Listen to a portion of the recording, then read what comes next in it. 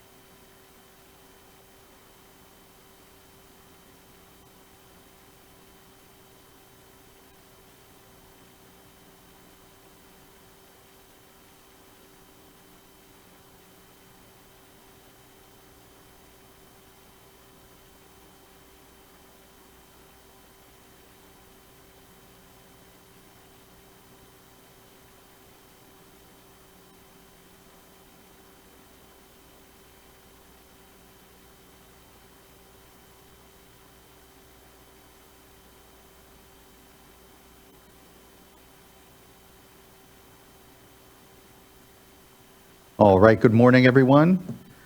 My name is Joaquin Esquivel, Chair of the State Water Resources Control Board. Today is Tuesday, June 4th. It is 9 a.m., and I'd like to call this meeting to order.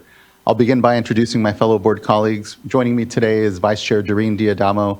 Virtually joining us is Board Member Nicole Morgan. We have here as well Board Member Laurel Firestone and Board Member Sean McGuire. We're also joined by our Executive Director, Eric Oppenheimer, our two Chief Deputies, Jonathan Bishop and Karen Mogus, our Chief Counsel, Michael Lawfer. Our Clerk of the Board is Courtney Tyler, and assisting her today is Margie Argel.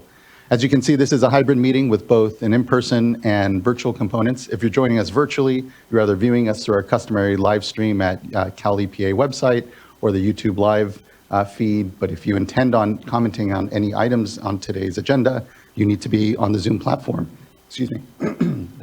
There are instructions on how to do so at the top of the agenda, but if you're having any challenges getting onto the platform, please do just email the clerk of the board at board.clerk@waterboards.ca.gov, and she can help get you onto the platform. Once you're on the platform, your camera will be off. You'll be on mute until it is your turn to speak on the item you've indicated. For everyone here in the room, good morning. Good to see you all. We're here in Sacramento in the California Environmental Protection Agency building. A few announcements for us here as well. Please do observe the exits. If we happen to have an emergency, we'll calmly file out to Cesar Chavez Plaza and await any further instructions. Also, if you intend on commenting on any item today, there is a QR code and a laptop here at the side of the room in order to sign up. Once you do come up, please do introduce yourself, any affiliation you have. And lastly, here for us in the room as well, please silence any phones so we have an uninterrupted discussion today. We are kicking off this morning with a Superior Accomplishment Award, and so would like to call up Eric Ekdahl in order to present this morning's award.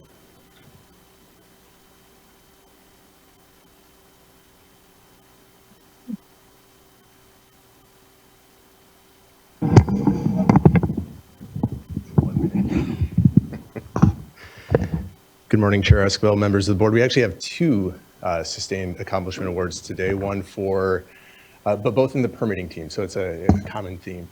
The first award I'd like to present to Matt McCarthy. Matt McCarthy is a senior environmental scientist supervisor in the Division of Water Rights permitting section, where he oversees the Coastal Lahontan permitting unit. Matt has been with the Division of Water Rights since 2007, and in his supervisory role oversees permitting for much of the Central Valley, the California Central Coast regions, and the Sierra Nevada. We're here today to highlight not only Matt's ongoing work within the division, but to call attention to a specific project that Matt was the lead on, and the outcome of that is particularly worth recognizing, and that's why we're here today. Earlier this year, the division received a note from the San Mateo Resource Conservation District and Trout Unlimited that expressed appreciation for efforts to speed up water rights permits for projects that enhance in-stream flows. In particular, they noted a project called the Backfield Floodplain and Streamflow Enhancement Project on Butano Creek. The project goals were to reconnect floodplain in an actively farmed area and enhance flows to benefit in-stream flows, riparian and terrestrial habitats.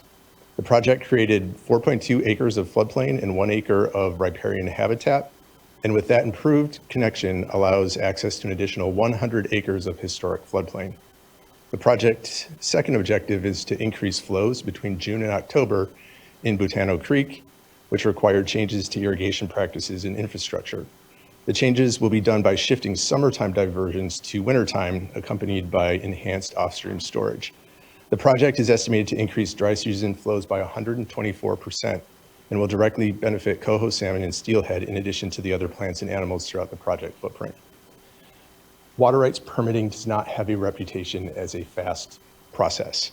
There are legal requirements, due process requirements, and complicated technical and resource questions that the permitting staff must work through before a permit can be even considered complete. And that doesn't even get to the public protest and resolution steps, which sometimes can take years in addition. But here the applicant noted that the permit for this entire project was issued just 58 days after the application was completed. To their knowledge, it was the fastest they had ever heard of a permanent water right being granted. It's also the fastest that I'm aware of. There could be something back in the records that was faster, but it is the fastest that we know of. Achieving a record fast water right permitting action is an accomplishment that could only be met through Matt's hard work and the relationship he builds with all of his permittees, which helps to build a more collaborative and focused action that results in a process that actually moves things forward quickly and efficiently, and is a superior accomplishment all on its own. So please join us in welcoming Matt, or not welcoming, but congratulating Matt.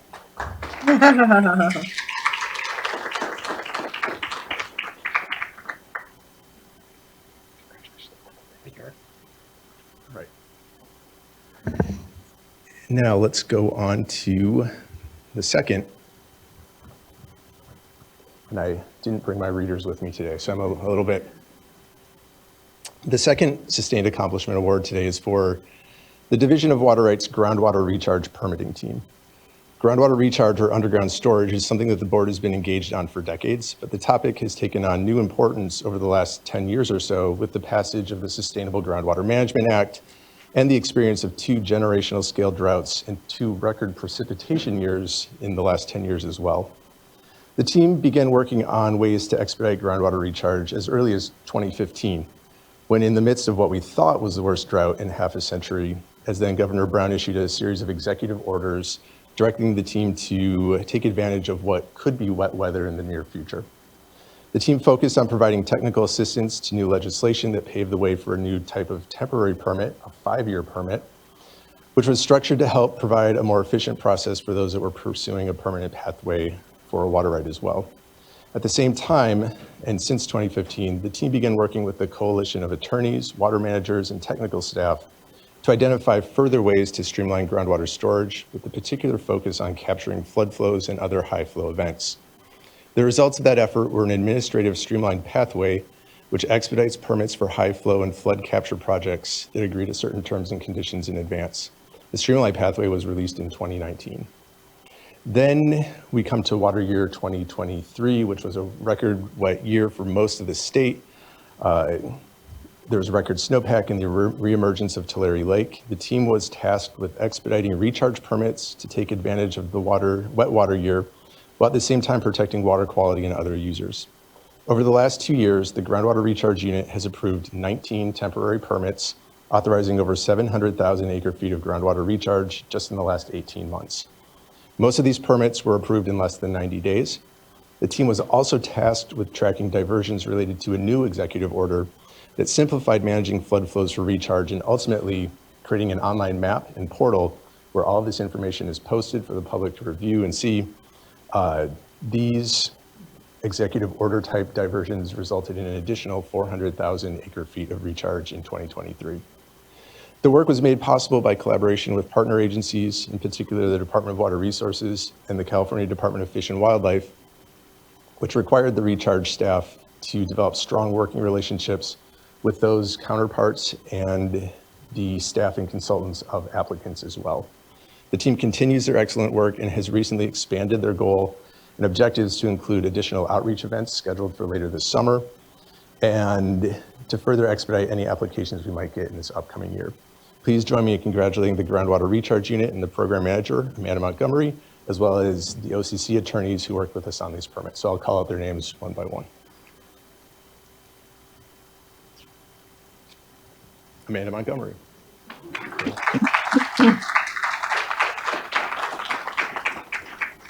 Erica Thompson.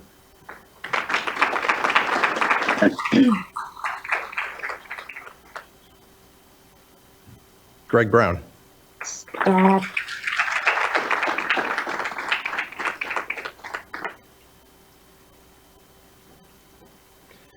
Benjamin McCovery.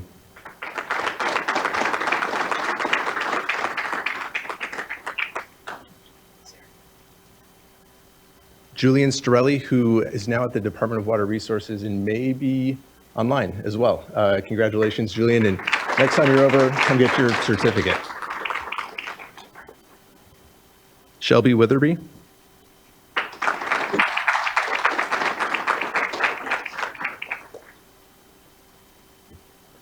Michael Conway, who is also joining us online today. Congrats, Mike. And from the Office of Chief Counsel, David Rose.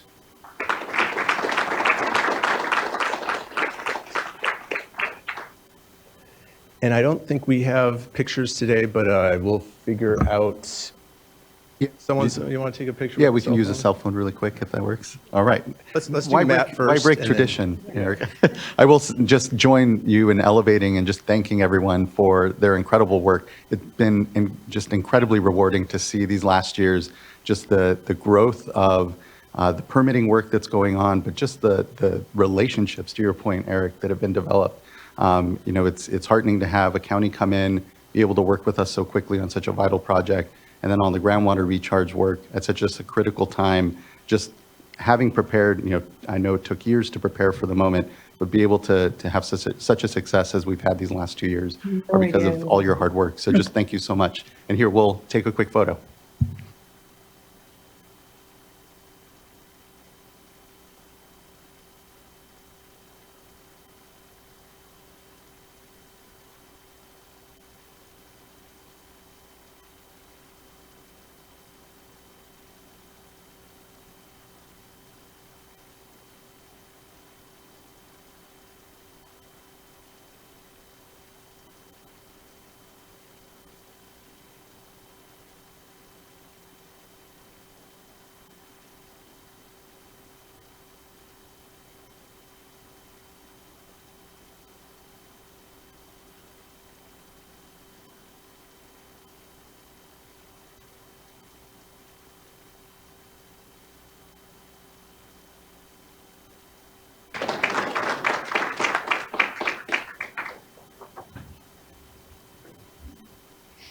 Thank you again, Mr. Ekdahl, for elevating their work and for everyone's time this morning to be able to acknowledge and celebrate the folks that actually do all the work here amongst us. So just really appreciate that.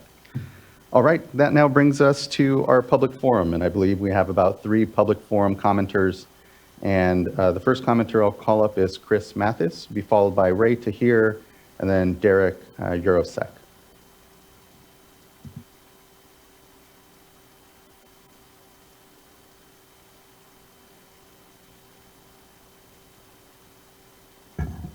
So, Chair Escobar, we've given Chris Mathis an opportunity to unmute and also to start video, and so far we were not seeing response. All right, thank you, Mr. Loffer. Yeah, Mr. Mathis, if you find yourself just away from the computer, come back and would like to still provide your public comment, please do just raise your hand.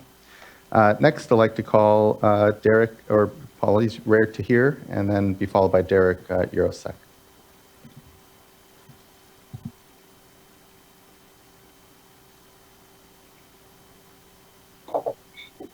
Good morning, board members. It's always a pleasure addressing you.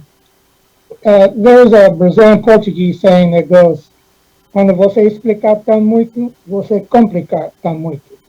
That is, when you explain too much, you complicate too much. So I'll keep this brief. I sent the chair and vice chair a PowerPoint presentation not meant for the public, at least at this time, which does the following. Regarding RB4, it identifies the problems associated with not having water quality objectives or standards, including how MPDS permits, municipal and individual, cannot be enforced. This is especially true of RB4's MS4 permit, which compels and illegally coerces the implementation of regional stormwater capture projects through a watershed management program. According to this permit, if a permittee does participate or does not participate in this program, it will be in violation once water quality monitoring detects a W2 exceedance in outfall discharges or detects a water quality standard exceedance in the receiving water. As I explained, however, there is a way to fix the problem without causing too much discomfort to impacted parties, but it will require a revision of the MS4 permit. Next, how to preserve the state clean water program funding once the MS4 permit is rid of mandatory implementation of a stormwater capture project. The answer is quite simple. Make participation in such programs truly voluntary instead of being coercive. Lastly, on a more positive, well, not on so much on a positive note, lastly, I and my staff were saddened to learn from Clerk Courtney Tyler of the passing of Janine Townsend. I was impressed by her efficiency as a board's clerk and appreciated how helpful she was to me. Perhaps I shouldn't say this, but I used to grease her with M&Ms. It is obvious that Janine's legacy has been passed on to Clerk Courtney Tyler. Thank you very much for your time, and I'm sure you're glad I kept this brief. Thank you, Mr. Tahir. Appreciate your comments this morning and the good acknowledgement of our previous clerk and current clerk. Thank you. Next, I'd like to call up Derek Eurosec.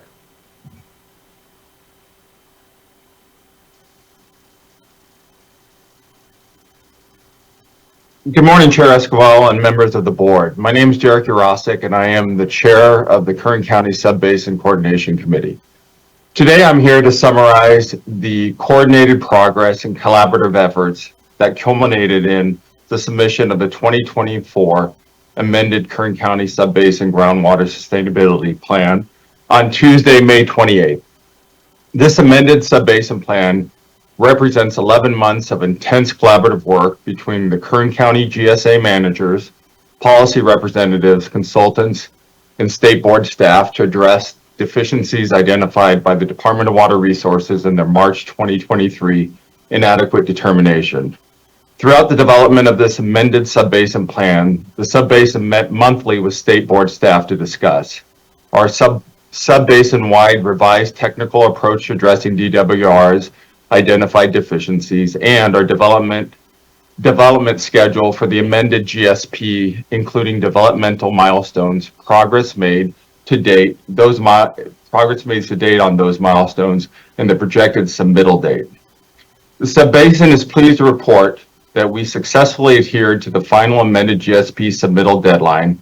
We presented and communicated to the state board staff throughout the 11-month development and consulting process, accumulation of over 150 sub-basin meetings and more than $1.3 million in technical consulting support.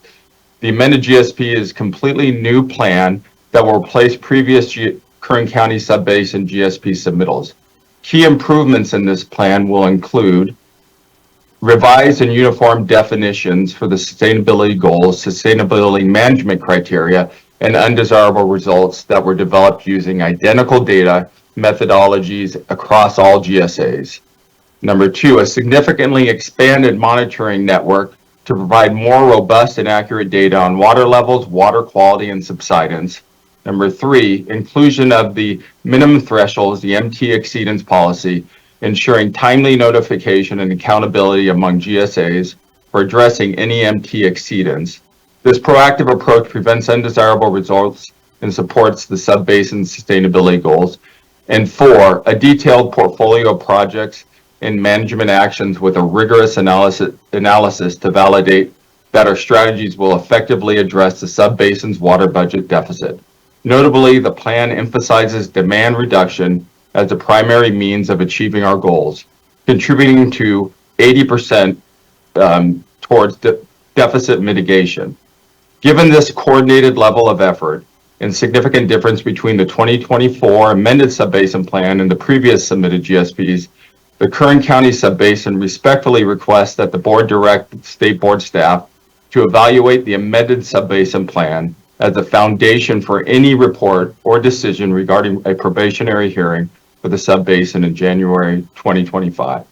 In closing, we appreciate the constructive feedback and support from state board staff, which has been instrumental in refining our approach. We are committed to conducting additional outreach this summer and to incorporate further stakeholder feedback to enhance our coordinated plan before its final adoption this fall. Thank you very much. Thank you, Mr. Urosek. Appreciate your time in addressing the board and look forward to what I know will be further discussion on the basin, but I appreciate the work and here being before us. So thank you. Thank you. All right, that wraps up public forum and do appreciate everyone that here addressed the board this morning. That now brings us into regular board business here. And the first item is board consideration of adoption of the May 21st, 22nd board meeting minutes. Looking to fellow colleagues if they have any adjustments and or a motion. Move adoption of the minutes. I'll second. Thank you both. Ms. Tyler, can you please call a roll call vote? Vice Chair Diadamo, Aye. Board Member Firestone, Aye. Board Member McGuire, Aye. Board Member Morgan, Aye. and Chair Esquivel. Aye. Thank you. Thank you as well. Board meeting minutes are adopted. And so now brings us to item number 2, which is an informational item on our current hydrologic conditions and response. Good to see you this morning, Ms. Bean.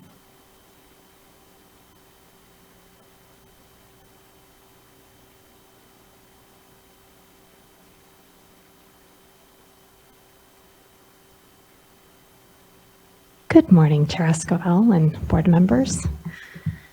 Jessica Bean with the Division of Water Rights. I'm going to do a very brief hydrologic conditions presentation for you today. So if we could go to our next slide, please. So we're going to touch on our traditional water supply conditions slides, give you an update on the Scott and Shasta River, and then water rights annual reporting update as well. Next slide, please. All right, so again, we're looking at some of our traditional slides here. This is the Northern Sierra precipitation graph. So we're looking at that dark blue line in particular, that's this year. And then the light blue area would be the average that we're used to. So we're at 92% of average for the Northern Sierra. Next slide, please. For the San Joaquin area, we are at about 84% of average. Next slide, please. And then in the Tulare Basin, we're at about 82% of average. Everything's down about 2% since the last time we met. So we're trending very similar. Next slide, please. So this is our snowpack for the regional snowpack graphs and then our statewide. And if you can see here, we're at about 44% of average for this time this year. That's down about 34% since our last meeting. You can take a look at that dark blue line is what we're looking at there, and we are at the end of what we're traditionally seeing. So some of our future slides are probably just going to give some basic information on this, but we may not be looking at the snowpack when there isn't a snowpack to look at pretty soon. So just be for future updates. Next slide, please. And for our current reservoir conditions, we're really looking at about the same as where we were a couple of weeks ago as well. At or above historical averages for most of those, including the select south of Delta reservoirs here, Cachuma, Diamond Valley, and San Luis. Again, we're really trending very, very similar to what we've been seeing. Next slide. Since we are hitting an unusually warm spell right now, thought it was worth showing you the 6 to 10 day temperature outlook from the National Weather Service. Apparently we have a heat dome over the states right now that's trapping in a lot of the heat. So we're seeing some pretty high temperatures, across the Pacific Northwest, but that is coming down into Northern California. So potentially 20 degrees higher than normal in many parts of the state, more towards the north. Coastal areas in Southern California will hopefully stay a little bit on the cooler side.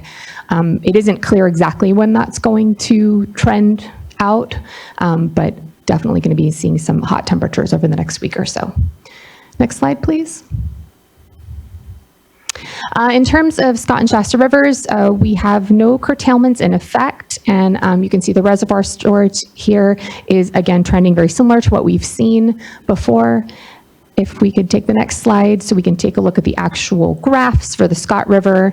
Traditional slides here that you've seen before. The red line is the emergency minimum flows for the emergency regulations. The green is the precipitation, and then our blue line there is the flows in the river that we're looking at. So we are still above that for the Scott River. Next slide, please.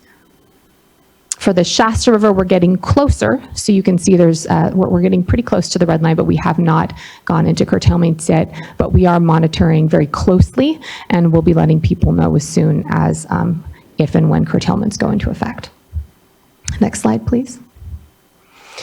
In terms of water rights annual reports, you can see we've ticked a little bit in the number of reports received, but not enough to actually move our percentage. So we've kind of stalled out here at about 30% still not reporting. So it's worth taking a close look at that. Our next slide, please. You can see again, this is the breakdown by the volume of water that is on those water rights. So a lot, close to 10,000, between 9 and 10,000 is still in that very low water use range. And then if you go down to the bottom, you can see that over 100,000 that we've been looking at. We've got one additional report there, so we are ticking down on that. But, still, again, as we've said before, very concerning. We need to get that information in. It's particularly important, but we are working on that. So that is all I have for today. For you, if there are any questions, happy to answer them. Thank you. Appreciate the update here, and looking to colleagues in case there are any comment or question on the informational item, and seeing none, just thank you. You're off the hook. Really appreciate it, Ms. Bean. Look forward to further update. Thank you. All right, that now brings us to item number 3, another informational item, and I have a quick statement. So let me say welcome to this informational item on the 2024 report of the Statewide Advisory Committee on Cooling Water Intake Structures, also known as the SACWIS. This item will include discussion of the 2024 meeting of the SACWIS and the committee's findings. We'll have a presentation by State Water Board staff and members of SACWIS, followed by a presentation by the Los Angeles Department of Water and Power, and then public comments. Mr. Dolan, an environmental scientist at the State Water Board, and Ms. Gutierrez, Ms. Tesfaye, and Ms. Cato are representing the SACWIS, and we'll proceed with the first presentation. We'll give everyone a moment to make their way up here. Thank you so much for joining us. It's really appreciated.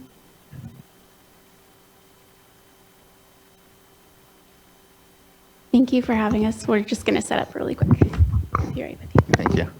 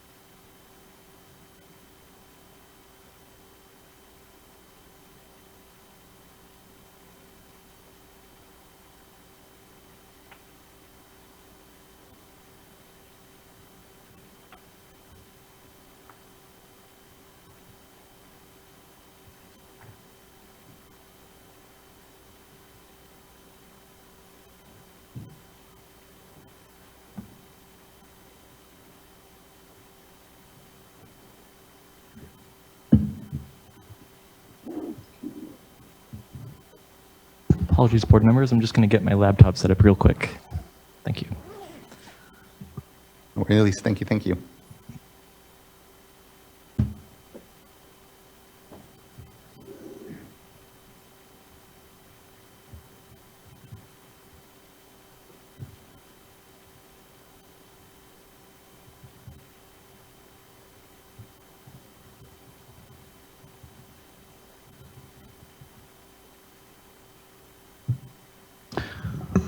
Okay, and I believe we are ready. So, good morning. Glad to be here today and to get to present to you all. Of course, my name is Jonathan Dolan, and I'm an environmental scientist in the Ocean Standards Unit in the Division of Water Quality. And today, I'll be presenting on the 2024 report of the Statewide Advisory Committee on Cooling Water Intake Structures, which we also call the SACWIS. Today, we'll be hearing from representatives of the SACWIS in this presentation. And we'll also be hearing from representatives of the Los Angeles Department of Water and Power in a presentation that will follow this one. Next slide, please. Okay, so as a reminder, the SACWIS is an advisory committee that advises the State Water Board on implementation of the water quality control policy on the use of coastal and estuarine waters for power plant cooling, also known as the once-through cooling or the OTC policy, to ensure power plant compliance schedules are consistent with local and statewide grid reliability needs. The SACWIS convenes at least annually to consider a draft SACWIS report, which includes the status of OTC power plant compliance and recommendations to ensure power plant grid reliability. The SACWIS convened on March 11th, 2024, and approved the SACWIS report. So the purpose of this informational item is to provide updates from the SACWIS report and the March 11th SACWIS meeting. Next slide, please.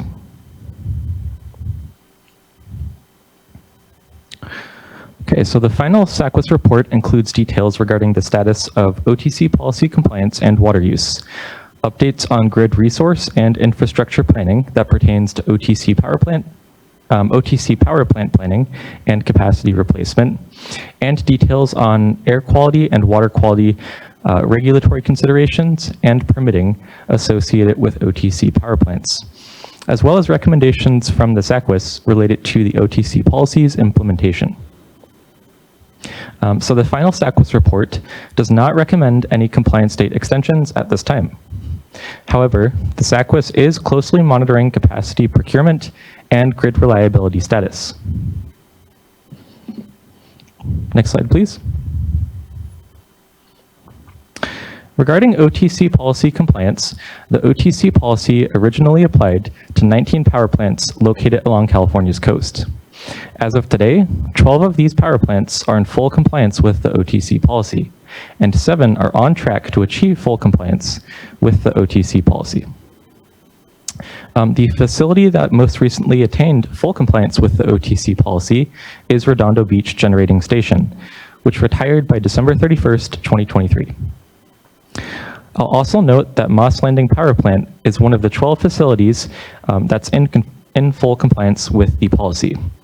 However, they're the only facility that are still using once-through cooling water, as they complied by retrofitting their equipment and now use significantly less once-through cooling than in the past. Next slide.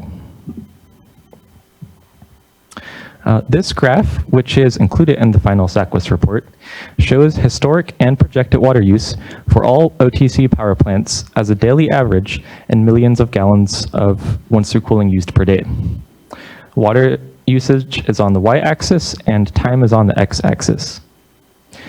So the blue line that you see on this graph represents design flow rates based on the current compliance schedule in the once-through cooling policy, whereas the green line represents design flow rates that are based on the OTC policy's original 2010 compliance schedule, and the red line represents actual flow data reported by facilities to the US EPA. The red line shows that daily average water use has decreased over time as power plants have come into compliance with the OTC policy. The dashed red line that you're seeing projects flow rates through 2031. And as shown in the figure, the projected fleet water use is still below design flow rates from the policy's current compliance schedule. Next slide. All right, and the final SACWIS report also includes information describing water quality requirements and procedures for the operational power plants that are still using once-through cooling and not in full compliance with the OTC policy, such as water quality related considerations and permitting. Discharges from these power plants are regulated through National Pollutant Discharge Elimination System permits, or NPDS permits, that are issued by the regional water boards. All are presently operating under valid NPDS permits, though several of these permits will expire prior to their associated facilities' OTC policy compliance date. Applicable regional water boards may consider renewing or administratively extending these permits, subject to applications and complete reports of waste discharge from permittees. And the status of each power plant permit is described in the final SACWIS report. Okay, and we will now be hearing additional details from a California Air Resources Board representative on the status of air quality regulatory requirements. Next slide, please. And now I'll be handing it over to Stephanie Cato from the California Air Resources Board. Thanks, Jonathan. CARB staff's role as part of the SACWIS and the interagency working group advising the SACWIS involves coordination with the local air districts to identify requirements that need to be met related to permitting, as well as to identify provisions in current rules or rules under development that may have a bearing on OTC operations. This slide and the next one summarize high-level takeaways from the air quality regulatory considerations portion of the SACWIS report. Regarding permitting requirements, the operating facilities currently have valid Title V permits. Huntington Beach recently renewed its permit, and the renewal process is underway for Ormond Beach and Harbor. Alamitos, Scattergood, and Haines will need to apply for a Title V permit renewal with the South Coast Air District 180 days prior to expiration. Their current permits expire in the January to April 2025 timeframe, so we anticipate they will be applying soon and are in contact with the districts to get updates on status. The OTC units may continue operating in accordance with their permits, including meeting future applicable regulatory requirements. Next slide, please. As was described in the SACWIS report, based on information available through December 2023, the OTC facilities are in compliance with air quality rules. And in terms of rules that could affect the OTC units, South Coast Air District Rules 1135 and 429.2 cover NOx emission best available retrofit control technology standards and provisions related to limiting emissions during startup and shutdown.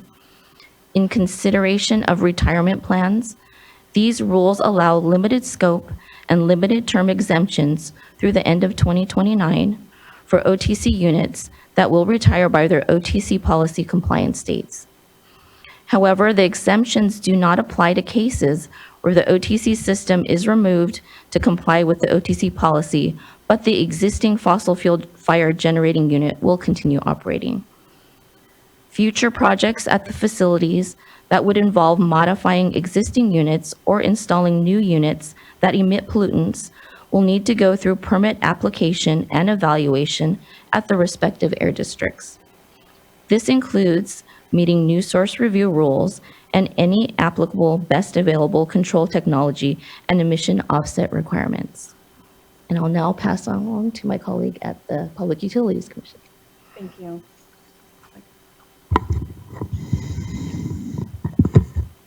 Good morning, board members. My name is Luam Tesfaye, and I'm the Deputy Executive Director for Energy and Climate Policy at the California Public Utilities Commission. In this role, I serve as the CPUC's representative on the SACWIS. So looking, actually, can we go to, I think, the next slide? Okay, I think I'm going to focus here. A lot of the words on the last slide will be part of my talking points, but I want you to be able to see this graph specifically. So the energy agencies have spent several years monitoring the addition of new resources to the electric grid to support reliability. From 2020 to date, 2024, we have added 18,500 megawatts of nameplate capacity to the grid to meet California's needs. And that's really highlighted on the left side of this graph in those darker colors. Last year, we saw the highest additions of clean energy on record in California, with more than 5,700 megawatts in nameplate new resources in a single year. The majority of these resources have been clean energy, as you can see from this graph, mostly solar and storage built within the California Independent System Operator, or CAISO's jurisdiction. Some of these resources are also pseudo-tied to the CAISO system. These nameplate resources have to be translated into what we call net qualifying capacity to account for how they can specifically support reliability when these resources are most needed. In total, we've observed that the 18,500 megawatts of nameplate resources are able to provide an additional 8,600 megawatts of September net qualifying capacity to the grid between January 2020 and December of 2023. So looking ahead, and that's to the right side of this graph in the lighter colors, we expect an additional 11,000 megawatts of new resources to come online by the fourth quarter of 2027. This is largely in response to this California Public Utilities Commission's procurement orders to load-serving entities serving California customers. We expect this will add an average of 3,000 to 4,000 megawatts of new resources each year to support reliability. As I mentioned, based on technology availability and prices, most of these new resources are battery storage projects, solar, or battery storage paired with solar, and they have started to have a huge impact on the grid's operation. And we now have over 7,000 megawatts of utility scale storage operating to provide reliability. When we combine that with some of our behind the meter resources, we're at over 10,000 megawatts of storage on California's system. I do also want to note, in response to our August State Water Resources Control Board presentation, there was a request from board members to provide additional details on specific milestones for bringing these resources online. And so I'd like to draw your attention to the draft report in tables 4 through 7, where we've been able to provide those additional details as requested. With that, I'll turn the microphone over to Director Gutierrez from the California Energy Commission. Thank you so much. Good morning, and I'm going to cover our first quarter reliability assessment and how that takes into consideration the resources that Director Tesfaye just explained. So we perform multiple analyses on reliability, considering new resources and a bunch of other factors. Both the stack analysis and loss of load expectation analysis showed that the system is reliable under average conditions. The stack analysis modeled risks such as extreme events and delays in resource buildouts, while the LOLE, or loss of load expectation, focused on factors like delays and import sensitivities. In the 5-year horizon, persistent risks include extreme heat events, delays, and coincident fires impacting transmission. Next slide, please. The outlook for 2025 to 2028 is positive, keeping 2280 megawatts of firm capacity online. The extension of Diablo Canyon has contributed to the improved outlook. The improved outlook hinges on a record build-out in 2024 and continued resource development in subsequent years. Any delays will impact this outlook. As I just mentioned, resource build-out delays can change the reliability picture. For example, if we're planning to bring 1,000 megawatts of additional capacity online, a 20% delay means only 800 megawatts shows up, and a 40% delay means only 600 megawatts shows up. Figure 8 on the left illustrates a scenario where a 40% delay combined with a 2022-like heat event could result in a 1,600 megawatt shortfall. The agencies will continue to track resource buildouts and reevaluate strategies as conditions evolve. Next slide, please. In conclusion, while we're making good progress to bring new resources online, our grid remains susceptible to risks such as development delays, extreme risks, and coincident extreme events. SWRCB continues to track procurement, development, and reliability and does not recommend changes to the compliance schedules in the OTC policy at this time. Next slide. At this time, I think we are here to take any questions from the board. Thank you. I really appreciate this update. You know, this heat wave we're in the middle of certainly brings to mind, again, the stresses that the energy grid certainly are under, and the nexus here, obviously, with the once-through cooling policy. But I appreciate that at this point, there's no request for further extension, but I know that we'll continue to monitor how things are going. Looking to fellow board colleagues, if they have any questions or comments here off the bat. We do have one commenter that we can go to then otherwise. And then seeing none, would like to call up Teresa Chang. Actually, before we yes, go please. to commenters, we have a presentation from LADWP. Oh, okay, apologies. Yeah, sorry to advance this too quickly here. Thank you for that, Ms. Fack. Thank you. All right, let's go to LADWP and their presentation here. We'll give a moment for folks to swap out on the panel. Thank you again.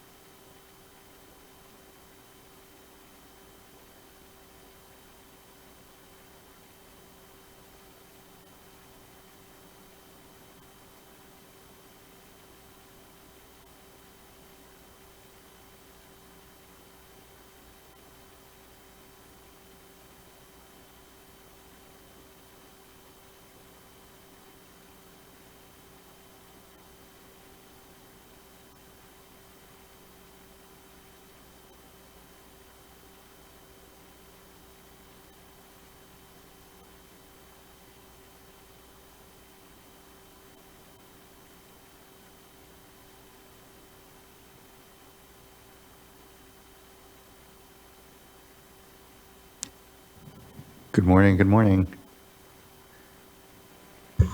We got a few issues here with the nameplates. Hold on. Okay. All right. Thank you. All right. Thank you. Good morning. I'm Catherine Rubin, Director of Corporate Environmental Affairs from the LADWP. And to my right, I have Glenn Berry, who is our Director of Power System Operations. And to my other right is also Dennis Obiang, who is the Director of Power Planning. So with that, you had asked at the August 15th board meeting, you had asked for us to give you a status update. So we are here to talk a little bit about our grid reliability report, give you an update on that, and also the status of where we're at with our projects. So, Glenn. Oh, sorry, yeah. There you go. Can you hear me? Okay. Good morning. As Catherine said, I'm Glenn Berry, Los Angeles Department of Water and Power.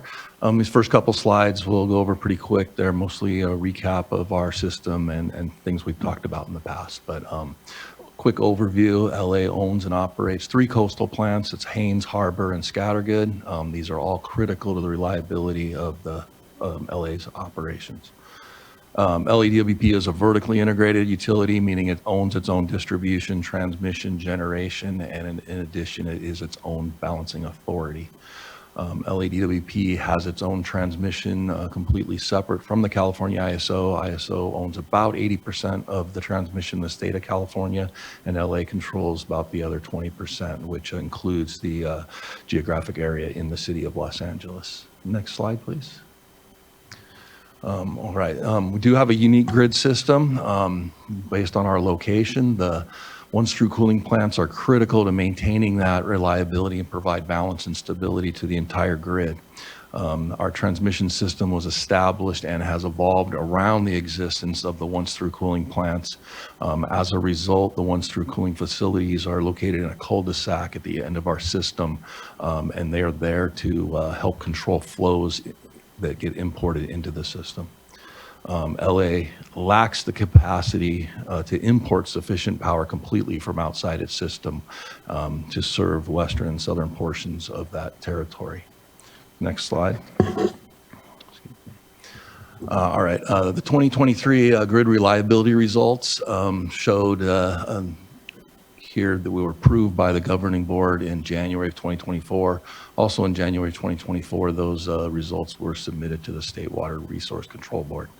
The 2022 long-term transmission assessment showed key segments of LA's transmission system must be reinforced, and those necessary improvements include the upgrade of the Victorville-Rinaldi 500 kV lines to increase the import capability into the basin, as well as upgrading our Barron Ridge Haskell 230 kV line to increase renewable resources into the system.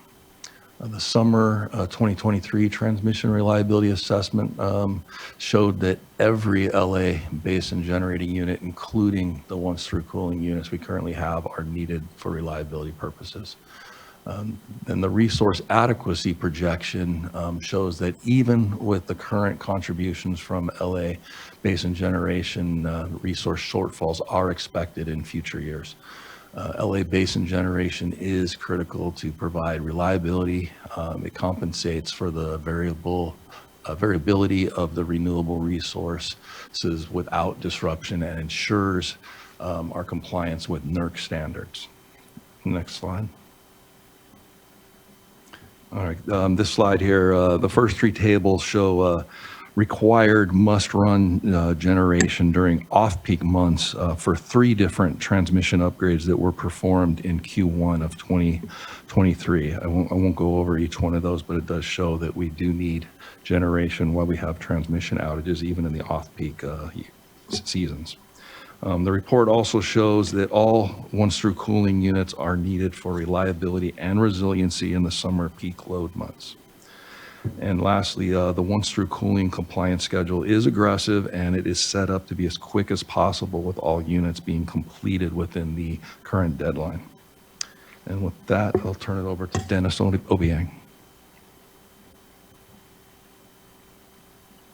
Good morning, everyone. I'm Denis Obiang, Director of Power System Planning from Los Angeles Department of Water and Power. As you heard from Catherine, since the August 15, 2023 board meeting, DWP has been requested to provide more detailed milestone update, both annually and semi-annually, with respect to our Scattergood Unit 1 and 2 OTC transformation, including the remaining unit that DWP has in its fleet, namely Haynes Unit 8, Haynes Unit 1 and 2, and Harbor Unit 5. So armed with that request, we decided to develop what we call definitional milestone that describe the various stage that those units will go through to achieve full compliance. Next slide, please. Shown here are the three categories of the definitional milestone. We have pre-construction, construction, and post-construction. In a pre-construction phase, we're going through a planning development, including DWP local governance approval processes, ED4, board approval, and then we have a RFP and design that will be sent out, and then the construction begin, and site preparation, environmental training, and construction. After the construction, we have commissioning of the plant and operating and permitting. These are the definitional milestones that will explain what the schedule look like on the next slide. Here we have all of those units, Scattergood Unit 1 and 2, Haynes Unit 8, Haynes Unit 1 and 2, and Harbor Unit 5. As I mentioned earlier, we have various stages of the planning process for achieve full compliances. We have Scattergood 1 and 2 at this present time is proceeding with pre-construction and is on target for reaching construction around 2026, 2027. And then we will have full construction starting around 2027, 2028, and then post-construction where we do commissioning around 2029. Separately, and also following Scattergood Unit 1 and 2, we have Haynes Unit 8, Haynes Unit 1 and 2, and Harbor Unit 5. They're also going through the same process. All of these units are on schedule for a construction phase in 2026, 2027. And then we will have post-construction commissioning around 2029. At this present time, we don't see any change in the schedule. DWP is very focused on ensuring that we meet those various timelines in time, and hence the reason why we will continue to come to the board and give you an update where we are. I will now pass it on to Catherine. Thank you, Dennis. So to go on and give a little bit more information about our progress update, starting with Scattergood Generating Station Units 1 and 2. We've already had our notice of preparation had been released. We had a public meeting, and it was eerily quiet. We got one commenter, and we also received one comment letter. So with that, we have proceeded on. We expect to have the draft EIR out by the end of summer, probably somewhere between July and August of this year. And then we're hoping to go to our board for adoption of that EIR by no later than the second quarter of 2025. With our air permitting, it is in process. We've completed the first part of our application at the end of April. We're now on the second part, and we expect to be submitting no later than the end of July, early August. So then South Coast AQMD will at that point review it, tell us if the application is complete, and then it'll be sent to the EPA, and then it'll also be sent out for public comment for a 30-day public comment period. So we expect that to happen probably in the first or second quarter of next year. The water permitting is in process with the Hyperion, and we expect to have that complete by the end of this year. So that's Scattergood Units 1 and 2, so our environmental permitting is well underway and on schedule. And then I believe that the RFP can start somewhere in, I think it's 25, 26 in that fiscal year. For the Haynes Unit 8, our EIR has been completed and approved. The air permitting is complete and the project is in process. We are also having recycled lines built to and from the Haynes Generating Station, and that is going to be complete by no later than 26-27 and will be online. For Haynes Units 1 and 2, we're in the planning process with our Power System Planning Department, and we will have more information for you at the next, at our next meeting next year, and also at the SACWIS meeting. And the same thing with the Harbor Unit 5. We're in our planning process of exactly what it's going to look like, and we will have more information by the end of this year. Next slide.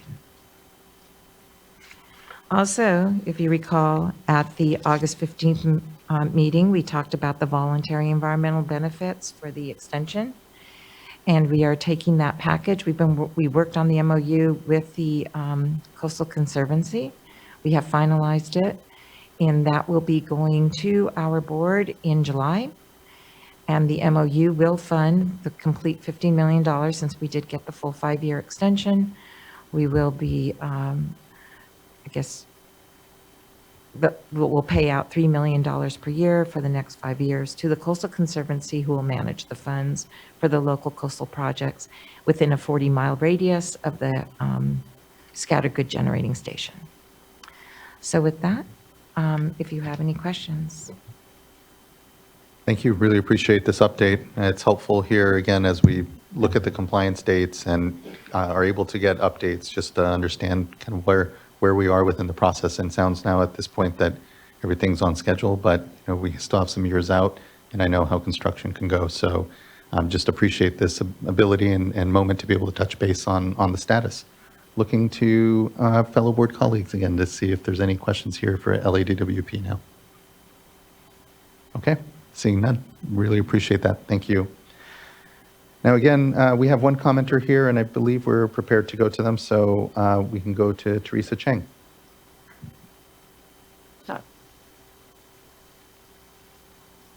Hi, good morning. My name is Teresa Cheng. I'm calling on behalf of the Regenerate California campaign, which is a partnership of the Sierra Club and California Environmental Justice Alliance. And as you may remember, our coalition mobilized dozens of frontline community members to the Water Board last summer to oppose the extension of the 3 OTC plants, including Ormond Beach and Oxnard. Last week, we and about 50 other EJ and climate organizations sent a letter to energy agencies and the governor's office highlighting a new CAISO analysis that projects we will have an energy surplus this summer to the tune of 2,500 megawatts based on a 1 in 10 loss of load analysis due to the influx of new batteries and other clean energy resources the PUC just presented on coming online. And I want to note that this surplus does not take into account the capacity that would be provided by these 3 OTC plants, 2 of which are located in EJ communities. So we really take this as welcome news that we can and must redirect the $1.2 billion allocated to keep these old polluting power plants online instead to clean resources and EJ priorities, especially in light of the significant proposed cuts to climate and EJ programs in the state budget. And I do want to note, as noted in the presentation, while this analysis doesn't account for extremes like wildfires and procurement delays, last summer we asserted that these old plants will take days to fire up and will not help us during emergencies like wildfires, but instead continue to harm the health of the most overburdened communities on the hottest days compared to clean demand-side resources distributed across the state that take minutes to call on. So recent analyses show us that we don't need these plants, and we're calling on energy and water agencies to urge our state leaders to terminate these inflated contracts that will pay for idle OTC power plants that we simply don't need during our budget crisis. And then lastly, I just wanted to note that we're looking forward to continued engagement with DWP and its resource planning advisory group, and continue to push the department to explore alternatives to hydrogen combustion at its OTC plants while ensuring grid reliability, which is also required by the LA City Council. I do also want to note that we and other stakeholders who submitted comments on the draft PEIS on Scattergood never got information about the public meeting that was referenced regarding the Scattergood retrofit, and really hoping that you can follow up with us, Catherine, to make sure that we and our EJ allies who have submitted comments are on the appropriate outreach lists. Thank you. Thank you, Ms. Cheng. I appreciate those comments and for engaging here in the informational item and the continued work. Thank you. Looking to fellow board colleagues if any last minute thought or any questions that have come up. And if not, this is an informational item, so no need for board action. And we can close out the informational item. Again, appreciate everyone's participation in the discussion here. That now brings us to item number 4, which is annual climate update on our climate resolution and consideration of a process to initiate a new resolution. Give a moment for folks here to transfer over.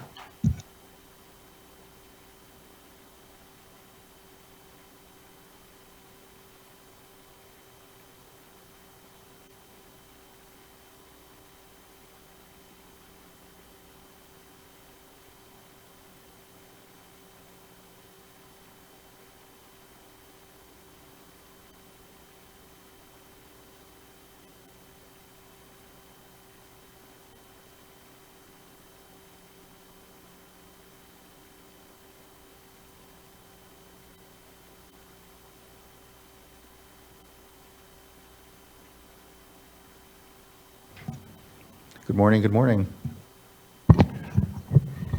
Good morning, Chair and members. I'm James Knockbauer, the Director of the Office of Research, Planning, and Performance. I'm joined here today by my colleague, Dr. Hyun, who will be walking you through our proposal for an updated climate resolution. Good morning, members of the board. Again, I'm Chris Hyun, climate lead at the State Water Board. We'll present today in 3 sections. Next slide, please. First is an overview of climate change and water. Second, we'll quickly share a review of the State Water Board resolution from 2017.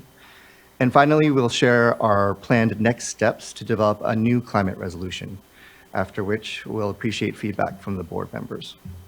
So next slide, please. So that we're all on the same page about climate change, we'll start with the overview. This graph is from the latest report by the Intergovernmental Panel on Climate Change, or IPCC, showing global temperatures rising due to climate change. Next slide. This leads to stressors like changing hydrologic patterns and sea level rise, which lead to hazards like extreme heat, wildfire, drought, and flooding, which impact health, infrastructure, and ecosystems. Next slide. Hazards also include weather whiplash. As greenhouse gas emissions increase, rapid transitions between very dry and very wet also increase over the course of this century. California has had a taste of weather whiplash over the past several years. Next slide. Furthermore, over the next 20 years, California could lose 10% of its water supplies. The Department of Water Resources estimated this by considering increased temperatures and decreased runoff due to a thirstier atmosphere, plants, and soils. Next slide. And importantly, the US EPA has also highlighted inequity of climate impacts in the United States. Minorities have disproportionately higher risks to children's asthma due to air pollution, death due to extreme temperatures, lost labor hours also due to extreme temperatures, and traffic delays from high tides. Next slide. So what can we do about these climate impacts? California has several strategies to address climate change. These strategies address the causes of climate change through mitigation by reducing greenhouse gas emission. And California strategies also address the impacts of climate change through adaptation. Several actions address both by lowering greenhouse gas emissions while addressing impacts at the same time. Next slide. The key plan to address the cause of climate change in California is the Scoping Plan, which aims to mitigate climate change by reducing greenhouse gas emissions across the state. The Scoping Plan was updated in 2022 and is the basis for some of our state budgets and regulations. Next slide. There are also several state strategies that address climate adaptation, including the Water Resilience Portfolio and the Water Supply Strategy. Next slide. Regional water boards have also adopted their own climate resolutions and plans. Next slide. At the State Water Board, we adopted climate resolutions in 2007 and 2017. We also adopted the Racial Equity Resolution in 2021, which explicitly expands the implementation of the climate resolution to include effects on Black, Indigenous, and people of color communities. The Racial Equity Action Plan also includes climate commitments. Our focus today is State Water Board Resolution 2017-12, which is our most recent climate resolution. Next slide. This climate resolution was adopted in March 2017 and includes 30 action commitments. In March of this year, the State Water Board Climate Team in the Office of Research Planning and Performance conducted a preliminary review of the climate resolution, gathering feedback from State Water Board Division and Office Deputy Directors and Directors. And we found that while some actions were not done or considered out of date, most of the actions have been taken. Next slide. We're happy to share today some accomplishments from the 2017 resolution. This slide shows a selection of key accomplishments, of which I'll highlight several. Next slide. First, the 2017 resolution called for the State Water Board to provide technical and financial assistance to protect drinking water systems in the face of climate change. We see this accomplished through our Safe and Affordable Funding for Equity and Resilience Program, or SAFER, and through the Drinking Water Needs Assessment. Since 2019, SAFER has provided technical assistance through 300 projects and $700 million in funds to small disadvantaged communities for drinking water. SAFER also monitors water supply systems, considering drinking water quality and drought risk, as seen in the map on the right. Next slide. The resolution also called for the board to summarize the annual volume of recycled water, which we have accomplished. The bottom figure shows the volume of recycled water reported since 2019, and the right is an interactive map of the volumetric report of wastewater and recycled water. Next slide. The 2017 climate resolution called us to consider the need to modify permits and other regulatory requirements. And now all regional water boards have included climate change consideration in either resolutions, planning, or permitting. One of the latest examples being a proposed basin plan amendment by the San Francisco Bay region. Next slide. Another accomplishment from the resolution is the staff report released in 2021 that includes recommendations to incorporate climate change analysis into permitting new water rights. Next slide. And finally, yes, to round out the accomplishments in this is this commitment to identify actions for permitting projects to develop new and underutilized water resources. This has been realized through the California's water supply strategy released in 2022. The water boards continue to take action to support the development of new and underutilized water resources, some of which are listed on the slide. Next. So those were some of the accomplishments of the 2017 resolution, but there were also some lessons learned during the review earlier this year. First, we saw that the 2017 climate resolution was laid out like an action plan, with most actions complete or in process and many considered outdated. During the review, we saw a need for longer-term guidance for climate action, not just a revision of the plan from 2017, but developing new clear guideposts. These guideposts can take the form of principles and processes that would allow all water boards programs to consider how to address climate change under a shared framework. These lessons learned provide an opportunity to develop a new State Water Board climate resolution that would be developed with our divisions and offices with input from regional water boards and co-produced with interested parties through public engagement. Next slide. So staff is planning to develop a new resolution that may include 4 types of content. First is a purpose statement to provide overall guidance to the water boards on climate change.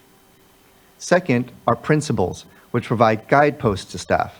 For example, the Governor's Office of Planning and Research uses resilience principles such as prioritize natural and green infrastructure, prioritize actions that promote equity and protect the most vulnerable, prioritize actions that build resilience to climate impacts while simultaneously reducing greenhouse gas emissions, and avoid maladaptation.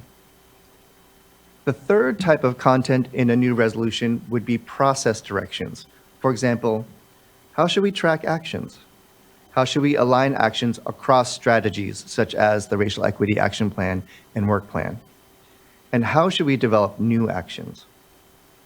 Finally, new or revised actions could be considered for the new resolution as well, especially those that are not covered by other strategies. For example, we could develop an annual climate priorities plan.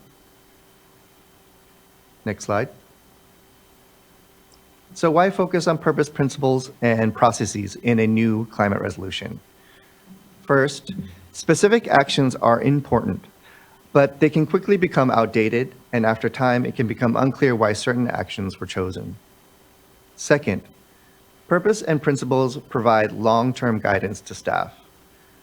They provide direction and scope as leadership changes and climate science evolves.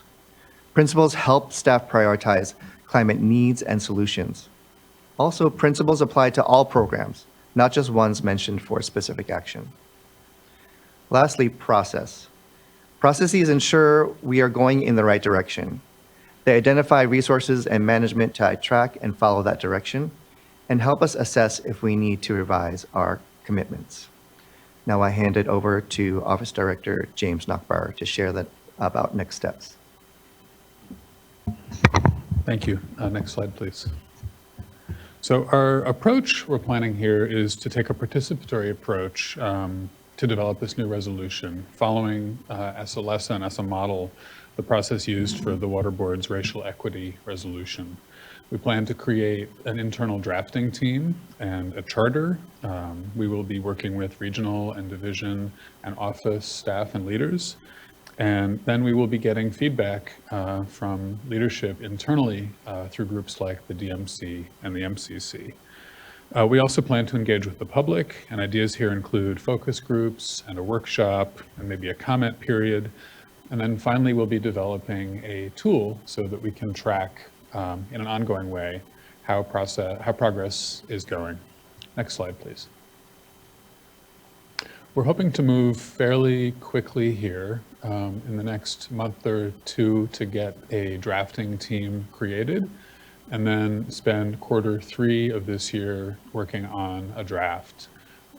We may, hopefully, by the end of the year, be able to present a draft to the board for discussion and public comment, and then ideally, within a year, we will bring it back to you for your consideration for possible adoption. And that concludes our presentation. We'd love any feedback.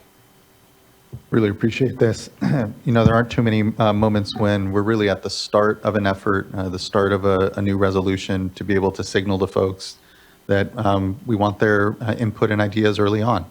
And so certainly, as you said, since 2017, the current climate change resolution that the board has gone a little stale. And certainly we've learned a lot since 2017 as we found ourselves here so quickly back into drought and to the consequences of climate change and continued aridification in the state. So I think it's a great moment because we're also not in the teeth of drought to be able to put some thought toward how we as a board continue to support all the climate action that is happening within the state. But importantly, so many of the innovative things that I think are happening globally when we're really thinking of the circular economy, how we continue to look at places like wastewater treatment plants where we have organics diversion happening as places to think a little smarter about our resource management, both on the water side, but has a nexus with energy and all the other discussions that are ongoing. So I just really appreciate the thought and hear just the signal that we're very open and here at the beginning of a process. And I appreciate the modeling of the racial equity resolution because I think that was such a successful effort where, again, we were synthesizing internally our best thoughts around how we might proceed on that challenge. And here, bringing in others, outside voices to help us do our best and have a living document, something that continues to be able to grow with the board's efforts and yes, action-oriented, but importantly, thinking the long term and how best the climate resolution lives in a kind of a family, if you will, of other resolutions, including the racial equity resolution. And I think kind of aligning again our expectations and process around this is just fantastic, and really appreciate the good thought that I know has already been brought into this, and we'll look forward to what I know is going to be a lot more discussion. But there's a lot of different places this resolution can go. There's a lot of work out there, and so I'm really looking forward just to the synthesis opportunity that it provides us all. Looking to fellow board colleagues. Vice Chair. Well, thank you. This was a good presentation, a good way to kick off the process. And I'm just really excited about this because I think that we can learn from others. We've had, I think, a good start, but I would suggest reaching out to our sister agencies as well, Energy Commission, DWR, Waste Management, Air Board. And, you know, this could, I think, help us to, you know, sort of double down on a lot of the existing programs that we're already doing, but it might open our eyes about ways that we could do things, you know, maybe with a greater focus, a greater focus that could, I mean, I think of the permitting and that we just talked about this morning for superior accomplishments, and how those actions and the compliments that the team got today was because they were able to streamline things and move quickly, but there's climate benefits as well. And so I think that it can help us also to better align the resources that we have. You know, just in that example, we're not just doing this to streamline, we're also doing this to be more climate resilient. So thank you, and I look forward to the ongoing discussions. Thank you, Vice Chair. Board Member McGuire. Yes, thank you for the presentation. I completely agree with the direction here. Generally, it makes absolute sense, and it is exciting to be on the ground floor of something that is so important here. I've been feeling for several years now that the time was right to move forward with updating the climate change resolution. But it really is because it's a testament to all the work that we've accomplished, which is remarkable. It's, you know, you look at a list of actions and it's kind of easy to say, oh, look, you know, we did all these things, but each one carried its own weight, had its own public process, and is a big deal to California and the work that we've accomplished so far. So it's not like we've done a lot, and we'll continue to even while this work proceeds. Vice Chair, your comment about reaching out and coordinating with other state agencies was one I shared as well. And I thought of the Delta Stewardship Council and the work that they've done on climate adaptation as perhaps a good example, or someone we should reach out to coordinate with, given our overlapping responsibilities in that area. And yeah, so much does come, take the energy out of the room, if you will, when we're in the drought world, and we're not in that right now. And so I just put in a plug for a lot of the areas that you mentioned as we look at nature-based infrastructure, green infrastructure in our communities, opportunities to increase just the green infrastructure, but also shade, trees, to address urban heat island effect, and then sea level rise. And I know a number of our regional boards working with communities along the coast to address those impacts, both the wastewater treatment facilities and other infrastructure in communities. So there's a lot happening, and a lot perhaps that we didn't emphasize as much in the prior update of the resolution that we can look at now. And I very much have an open mind about where this goes and look forward to public input and participation. But again, just thank you for being here and sharing this, and we'll have a chance to dig in here. Thank you, Board Member. Board Member Firestone. Great. I'll echo the enthusiasm and thanks. And I think that, as you said, you know, climate change is shaping and part of everything that we do. It's very aligned with our racial equity goals as well, given, as you pointed out, that as climate change impacts really exacerbate the existing inequalities that we're seeing and trying to address with our racial equity resolution. So I just appreciate the vision. Also echo that I like that we're following the the model of our racial equity resolution overall in terms of participation or being participatory. Just as we're thinking about in this early step how we want to go forward, a few things I wanted to mention that I think are just reflections on how we continue to strengthen and learn from each process that we do. One is that when you outline this, so I think staff are on the same page, but just to emphasize, when we did the racial equity resolution, that's a different context, but a lot of what we did was adopt a resolution around principles and direction to develop an action plan. And then an action plan came a year later, and then it was a slower process. And I think we're further along with our climate change work. And I just want to make sure that the action plan is developed in parallel, at least with the resolution, so that we're not waiting a year to develop actions. I know we're all acting. This is ongoing work, but I think just, as I think about resolutions, I like the notion that it needs to be evergreen and living, but I also think we all benefit from concrete plans and deadlines. And so that balance of having both, I think I appreciate that vision that's already there.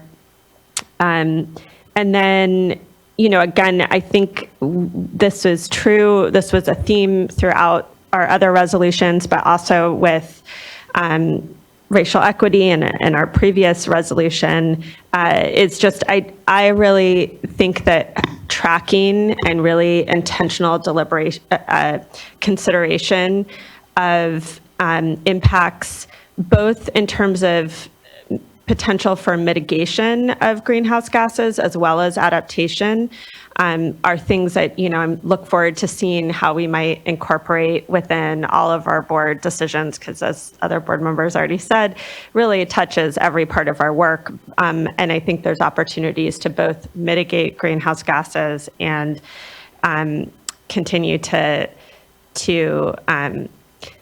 strengthen our resilience and accelerate adaptation that we need to do, especially for communities that are really on the front lines and already disproportionately impacted. So appreciate that.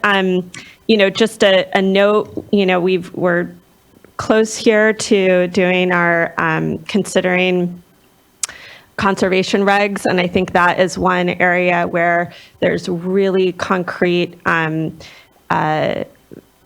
mitigation and greenhouse gas savings that are linked to conservation. And so in addition to what I think we're all dealing with in terms of building resiliency and adaptation, that's one where I think, that we have additional focus of trying to address the water energy nexus and the huge energy use that our water systems require to be able to provide safe and affordable and reliable water to everyone. So appreciate everyone's work. Thank you. Thank you, Board Member. Board Member Morgan, just checking in to see if you had comment. Hi. I'll just, also echo everyone's thanks, and the comments that have previously been made by the fellow board members. And just one of the things that I really do appreciate about the water supply strategy and the other strategies that have come out recently, such as like the salmon strategy, is just really the emphasis on collaborating with our sister agencies. And so just as we're looking at doing this update, just want to make sure that we're also looking at the cross-media impacts. And so, with climate change, a lot of the things, as we're looking at how our actions and our programs, that we also are taking a look at, the impacts of climate change and those cross-media impacts. And so just as we're moving forward, we're really just continuing to collaborate as we are right now with our sister agencies and continue to do that. So again, just thank you for, bringing this item to us and really looking at just that really collaborative focus as we did on the racial equity resolution and work plan. I really do appreciate it. I'm looking forward to really following this and being involved. Thanks. Thank you, board member. I agree with everything that's been said here, and it is, an opportunity to really create a framework and really center the impacts and the effects of climate change around communities, and then our work tearing off therefrom. So, looking forward to the discussion and the work. We do have one commenter, and so would like to call up at this time Jared Voskuhl from CASA.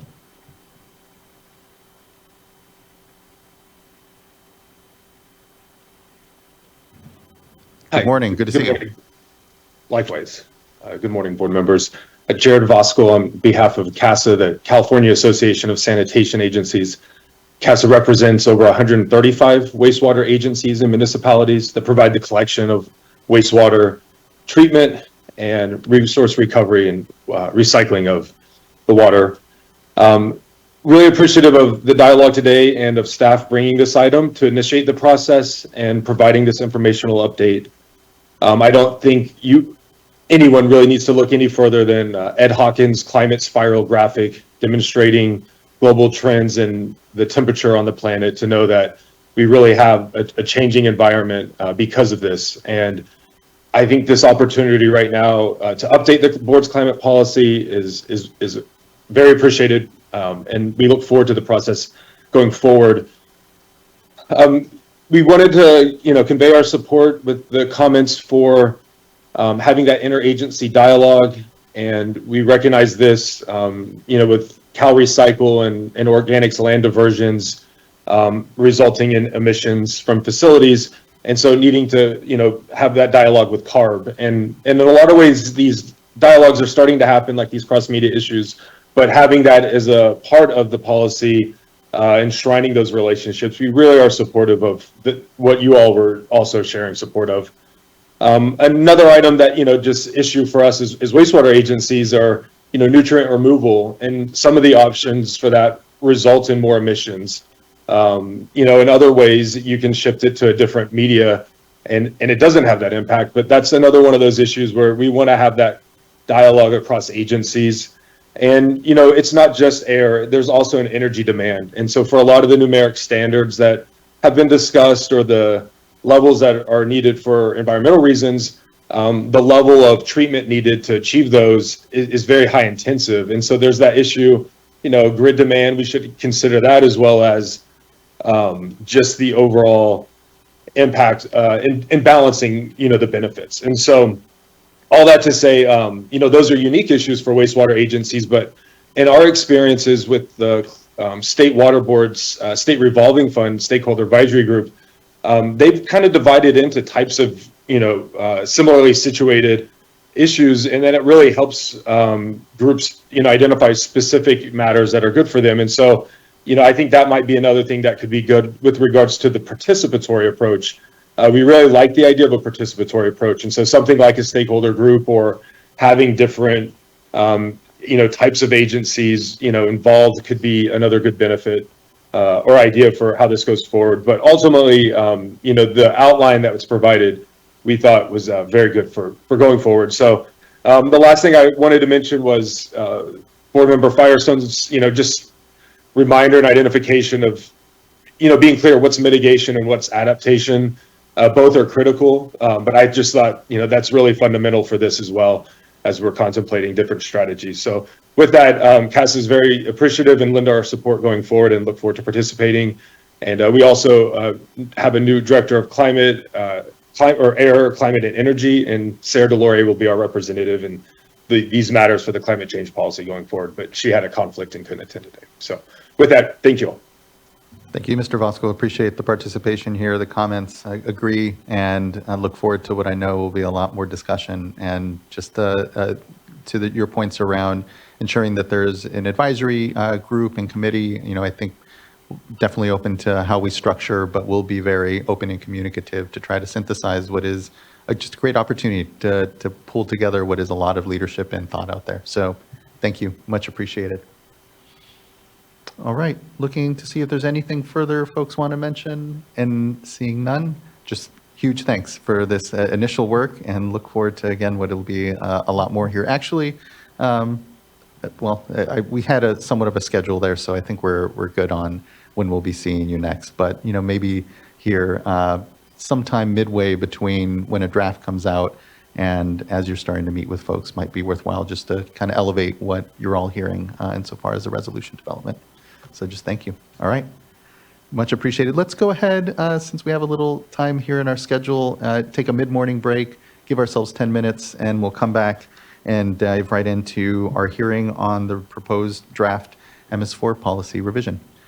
So let's come back here at 10:40 and see you here in a moment.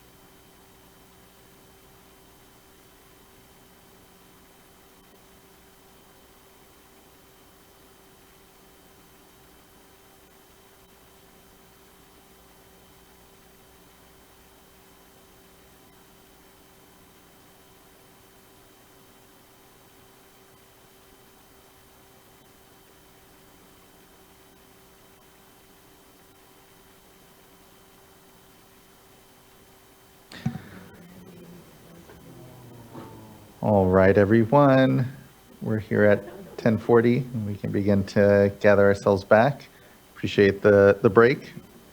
We're now returning here to item number 5, which is a board hearing on a revised proposed draft policy to standardize cost reporting in municipal stormwater permits. Really appreciate everyone here today. Can kick it off. Thank you, Chair Esquivel, and thank you, board members, for letting us chat here today. My name is Amanda McGee. I'm the unit manager for the strategy to optimize resource management of stormwater unit and the Division of Water Quality. I have with me here today Mr. Nabil Afrouz, who is the lead water quality control engineer for the project, and also Ms. Catherine Hagan with Office of Chief Counsel. Before we get started, I would like to say that the policy that we're discussing today has been a labor of love for the past few years. It's the result of a lot of hard work and dedication. And I would especially like to thank Mr. Afrouz here for his dedication over the last 2 years to get it completed, as well as our beta test participants, our municipal stormwater permittees, who were really integral in allowing us to understand the unique challenges that stormwater permittees have. And so before I pass it off, I would also like to note that the board is not being asked to make a decision today. The policy has been released for public comment, and we are hoping to return in the fall with a proposal for adoption. So thank you all again for making the time and space for allowing us to be here to present. And thank you to the public present in person and virtually for joining us. And with that, I will pass it off to Mr. Afrouz. Thank you, Amanda. Good morning, everyone. So in August last year, we released a draft of the municipal stormwater cost policy for the first round of public comments. And in my presentation today, I will mostly focus on the summary of those comments that we received and how we responded to those. I'll also discuss major changes we made in the revised draft policy based on those comments. And before that, I would like to begin by describing the objectives of the proposed policy and the project timeline. I'll then, the slide before, please. Yeah. And I will then discuss the beta test process and its outcome. I'll conclude by describing the next steps in the project. Next slide, please. So the goal of the proposed municipal stormwater cost policy, its primary goal is to impart better transparency to cost accounting and cost and reporting process for municipal permit implementation expenditure. And we propose doing so by establishing a standardized cost reporting framework for phase 1 and traditional phase 2 MS4 permittees statewide. We believe the standardized annual expenditure information will help the water boards understand the true implementation cost of various permit elements. It would also help the regional boards to estimate the cost of new permit requirements. Next slide, please. So this policy requires 3 things. 1, it establishes statewide cost reporting requirements for phase 1 and traditional phase 2 MS4 permittees. We proposed 11 cost categories for phase 1 MS4 permittees and 5 cost categories for phase 2 MS4. It requires annual reporting of cost data through a data portal that we have developed. And it requires the water boards to incorporate the standardized cost reporting requirements into any future or reissued MS4 permits. Next slide, please. So as you can see in the project timeline in the table, that this project has spanned 6 years, have different important milestones. So please allow me to take some time to explain the approach we followed to get to where we are today. In 2018, the California State Auditor published a report with recommendations for the state water boards to develop a consistent methodology to estimate MS4 permit implementation cost. Based on the audit recommendations in 2021, water boards identified this project as a priority. STORMS was charged to develop this policy, and to develop this standardized cost reporting framework, STORMS reviewed existing MS4 permits and past annual reports. We reached out several Phase 1 MS4 and Phase 2 MS4 permittees to understand their existing cost tracking system, how they report costs currently. We also had conversations with the staff from each regional board about the use of the cost data. Based on these discussions, we proposed an initial list of draft cost categories for Phase 1 MS4 permittees in 2022, and we held a workshop to gather further feedback from the permittees. Based on the feedback we received during that workshop and some case studies, we revised the initial cost categories. We continued our extensive outreach efforts to municipal permittees, California Stormwater Quality Association, or CASCA, including CASCA subcommittees for stormwater funding, policy and permitting, and Phase 2 MS4 subcommittees. We seek feedback from other interested parties, including California Coast Keepers and California Council for Environmental and Economic Balance. All these discussions informed a draft policy that was released last year in August. And we also had a board workshop in September last year. And also we conducted a 6-month beta test of the proposed cost categories and the cost data portal. And we continued our outreach and engagement efforts to disadvantaged communities and the Native American tribes. We incorporated all these feedbacks and from the public comments and the beta test into the revised draft policy that we released last month. And for a second round of public comments. Next slide, please. So here are the participants of the beta test I mentioned, and I would like to take a minute to sincerely thank all the participants of the beta test. The permittees shown here range from small Phase 2 cities with a population of a few hundred people to large Phase 1 MS4 permittees, including Los Angeles County Flood Control District and the City of San Diego. All the beta testers were extremely helpful and provided critical feedback to ensure the proposed reporting requirements are easy to implement and the data will be useful and usable. Overall, the feedback from the beta test improved the efficacy and the clarity of this proposed policy. Next slide, please. Now let's talk about how did the beta test work. The test participants were requested to report permit implementation cost using the cost reporting framework that we proposed. However, because the beta test was scheduled only for 6 months, permittees had the option to report monthly or quarterly expenditures, or they could choose an annual reporting from a past report. We worked closely with the permittees to make sure all of their questions were answered, and it was clear to them what cost falls under which cost category. At the end of the beta test period, we brought all the participants together to hear about their experiences. Also, we conducted a survey via email to seek written feedback. Discussions with the beta test participants and their feedback greatly informed the development of cost accounting guidance document that we posted on the STORM's website.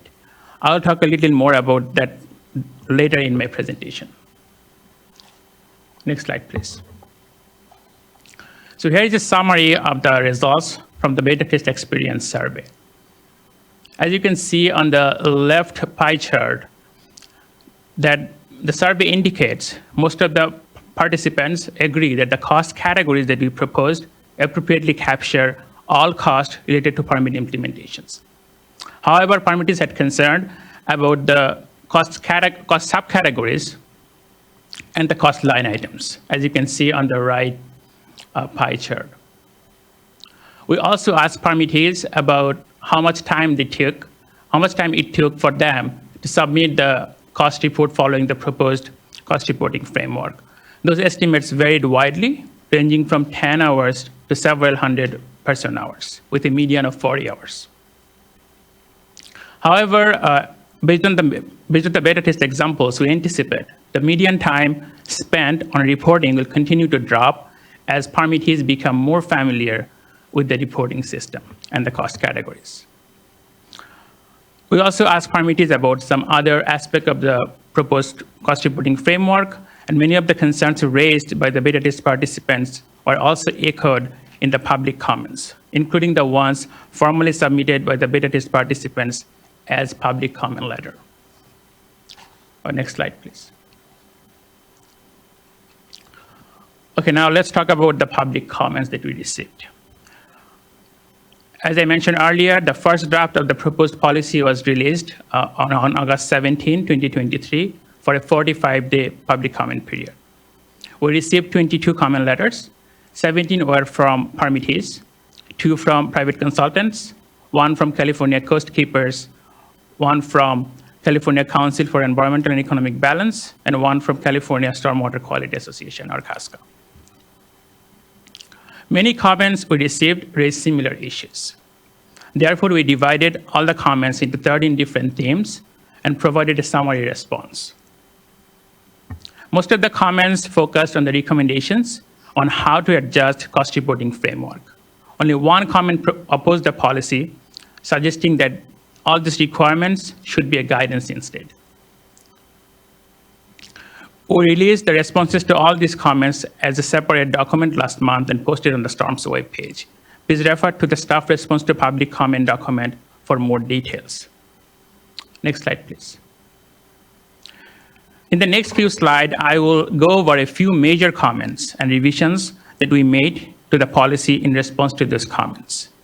We thought these comments were major because either these were mentioned in multiple comment letters, or the change requested in these comments may have significant effect on the proposed cost reporting framework and change the proposed cost reporting framework.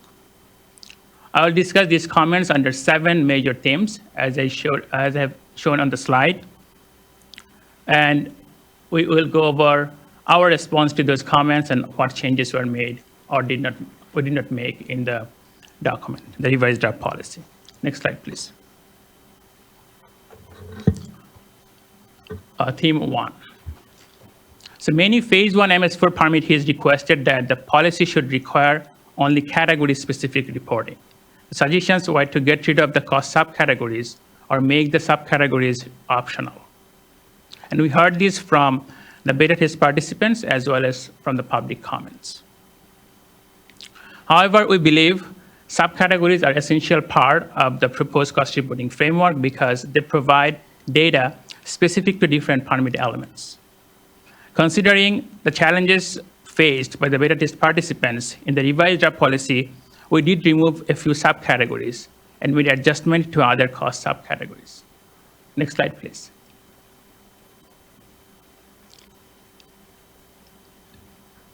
So this table shows the revisions we made to the subcategories based on the comments received.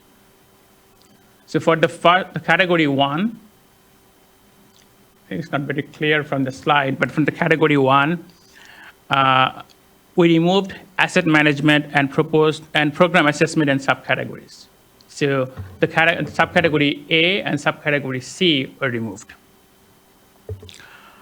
For municipal operations and maintenance, we removed all the subcategories. Category 7 currently do not have any subcategories. For water quality monitoring, category 9, we combined receiving water monitoring and the BMP monitoring. So subcategory A and subcategory C were combined as subcategory A is now called receiving water and water quality monitoring. And for category 10, permit-specific subcategories, we removed all the subcategories. However, we will allow permittees to add subcategories as they report their cost in the data portal based on the details of their permit elements. Next slide, please.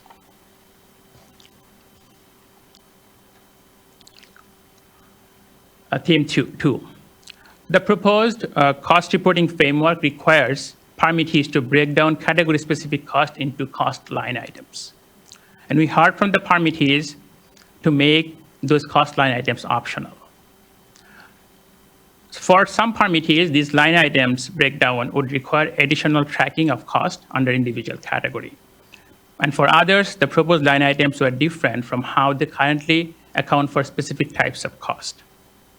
While we understand permittees' concerns, we believe that breaking down cost into line items help better understand the types of cost under the category. It also offers insight into the cause of year-to-year variations of municipal spending under a certain category.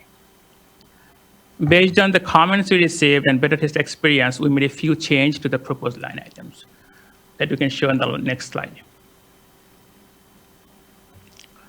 So on the left, you can see phase 1 MS4 and what cost line items we proposed. So from the feedback for phase 1 and traditional phase 2 permittees, we combined the overhead cost, as you can see on the left, the cost line items G, and on the right, cost line items F. So we combine overhead costs now with the personnel and overhead cost. So we're kindly telling to account for these two costs together. And for phase 1 permittees, we got rid of the construction cost, which was cost line items F. And for phase 2, on the right, we currently combined materials cost with the equipment cost, so they can track both as one line item. We think that these changes will make the line item specific reporting a lot easier for the permittees. Next slide, please. Theme 3.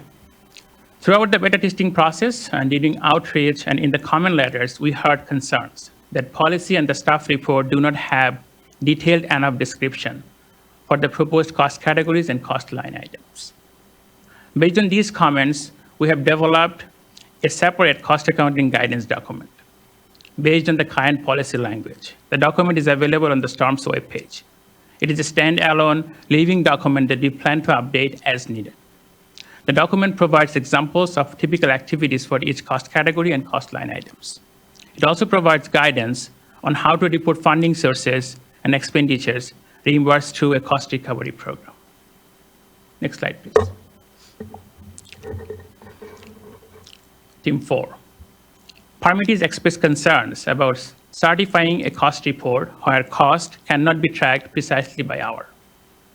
There were requests from multiple permittees to explicitly recognize inherent limitations of compiling and interpreting cost data using a standard format. We understand it is not practical to precisely track every dollar spent on permit implementation. And many scenarios require using best professional judgment to provide a reasonably accurate estimates of the cost. And the revised draft policy now have a subsection to address these concerns. The subsection states that the State Water Board recognizes the variability and complexity of municipal accounting for stormwater programs presents a challenge for permittees to track and report permit implementation cost using a standard list of cost categories. As such, many of the costs reported may be estimates based on best professional judgment. Next slide, please. Theme 5. Permittees express concerns about requirements to report the amount of funding from each source that funds their permit implementation program. And comments from them support only a narrative summary of the funding sources, not the amounts. However, comments from the NGOs support requiring to report funding amount from each funding source. And as you know, federal regulations do require phase 1 MS4 permittees to submit a description of funding sources. However, it does not specify if such description must include amount of funding from each source. We believe reporting the distribution of funding to specific sources would inform permittees to explore new funding pathways to fund their stormwater programs. To streamline the process, we provided a broad classifications of various funding sources that permittees may use to report funding received. Next slide, please. Considering there are no federal cost reporting requirements for phase 2 permittees, traditional phase 2 MS4 permittees requested to exclude them from the proposed policy. And we do recognize the resource limitations for the small phase 2 MS4 permittees. However, as the board wants to understand the cost of municipal permit implementation, both for phase 1 and phase 2, we have provided a simplified cost reporting option for phase 2 permittees with fewer categories and no subcategories. Therefore, no changes were proposed in response to these comments. Next slide, please.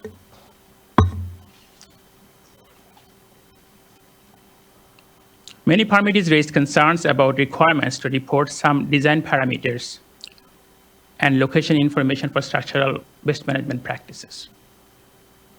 Similar concerns were raised about requirements to report number of miles swept and the trash recovered under their street sweeping programs. While these are not cost information, such details are essential to interpret cost data collected for structural BMP construction or street sweeping programs. BMP cost information with design specifics will be useful in making cost-effective BMP selection in the future. Similarly, street sweeping program specifics will help understand the nature of street sweeping program for the permittees. Considering these, we propose no revision to the reporting requirements for BMP details and street sweeping program specifics.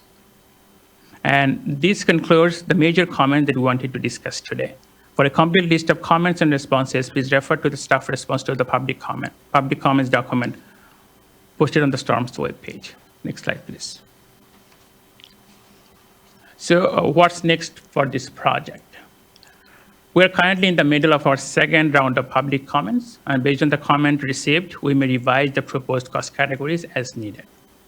We plan to come back before the board in fall this year to present this policy for consideration for adoption.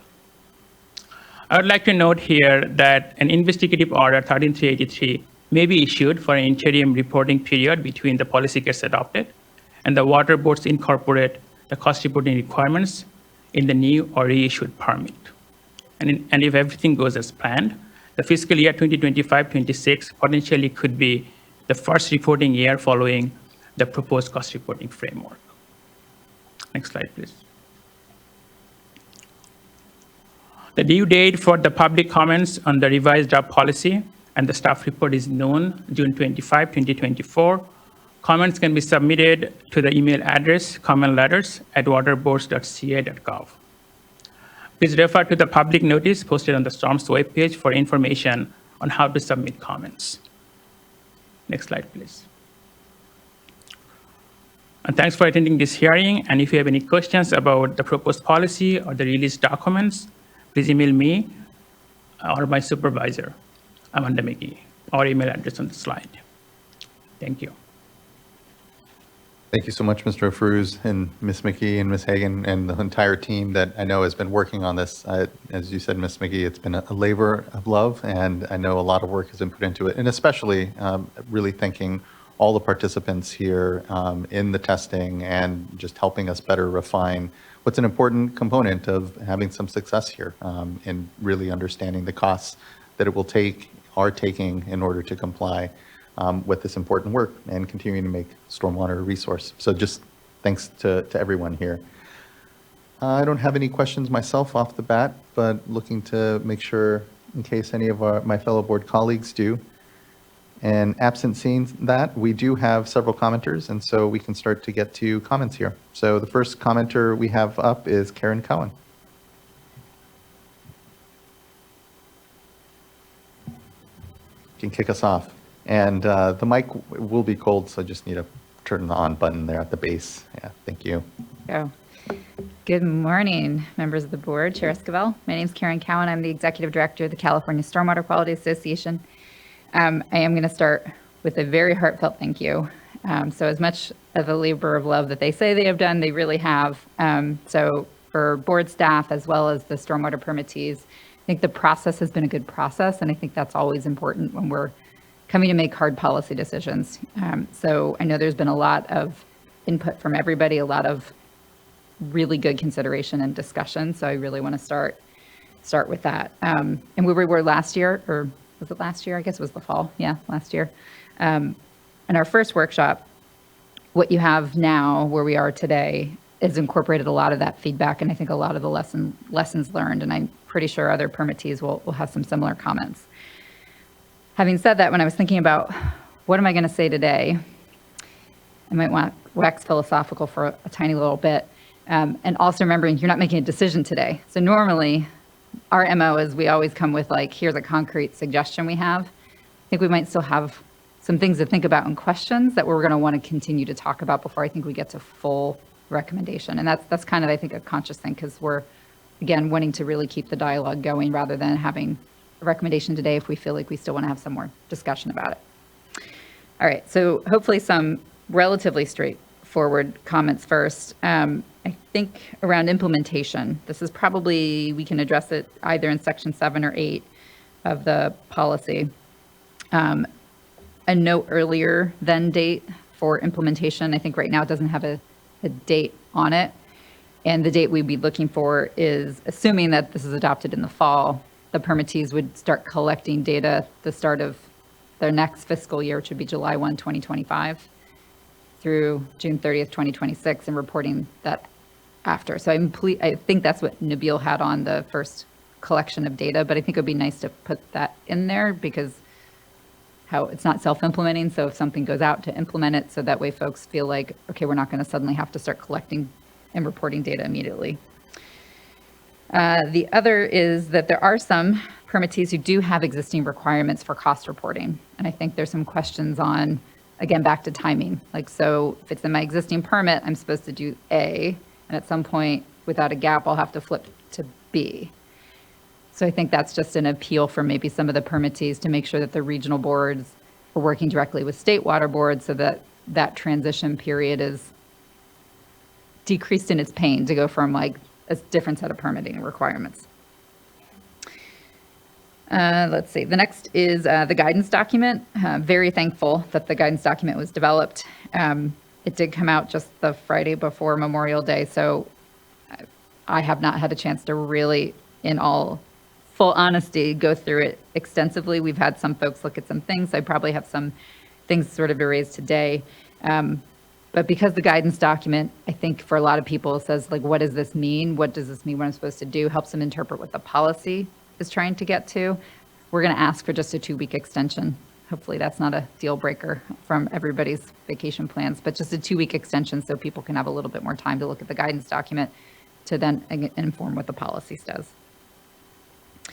Which also means that we might have some substantive comments when we get to adoption, just again, because I have a couple for you today, perhaps for food for thought in the guidance document, but they might be in the comment letter and or in the, when you come back to consider it for adoption.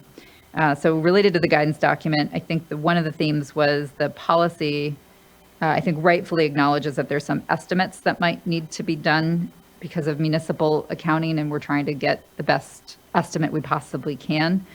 In the guidance document, there's quite a few instances asking for actuals. That's a little bit of I think we'd ask for the consistency there, recognizing when there's the best professional judgment and the estimates that are being done, that if the guidance document says actuals, I think that's kind of given people a little bit of pause. There was a table that we had requested, I think, in our first comment letter that we'll probably ask for again. And it's just a way to graphically show, Nabil had some of that up there, but then there's also cost categories for each of those items. So it's just really clear to people, like, these are the things that you do for each one of these categories.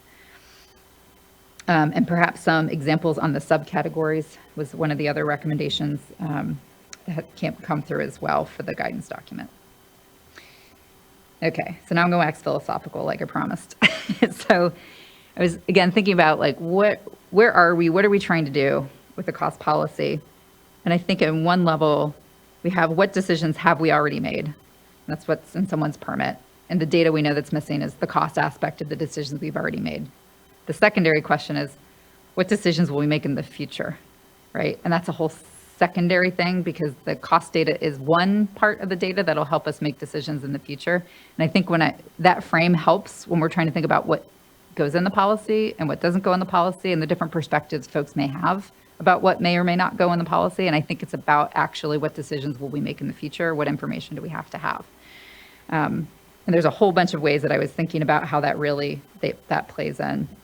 And one example is the BMP data and the street sweeping data. I know that's one of the examples that Nabil brought up. And there's, I think in the response to comments, it talks about informing management decisions, which is a little bit different than informing on the cost side of things. So it starts to get into a little bit of, is this an effectiveness decision? Right, cost is definitely part of what people think about, but BMPs these are not little standard widgets that go different places. There's a lot of thought that people go into what BMP they are selecting and why, and for sure cost would be part of that, but there's a lot of other factors that go into it. So I think some people are still struggling with if this policy is the right vehicle for collecting some of that data, rather than is the data good to collect, or is this the right policy, is this the right vehicle? This is where, again, I apologize, and I don't have an exact recommendation from us at this point. Otherwise, I just want to flag it that this is something I think people are still struggling with. And I think that's why, right? Of, what would the data be used for? What decisions are we going to make in the future? And folks feel that there'd be an awful lot beyond cost that they would think about in making a decision about BMP selection or street sweeping frequencies and all that.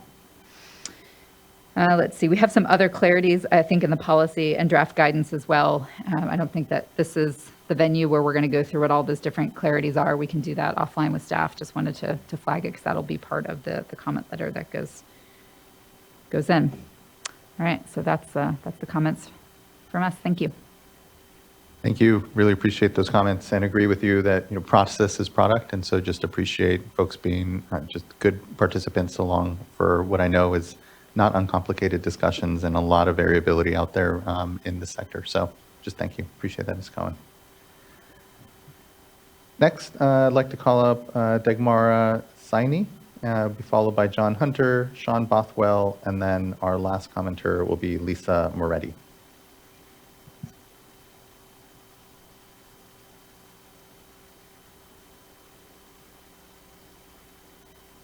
Good morning, Chair Esquivel and members of the board.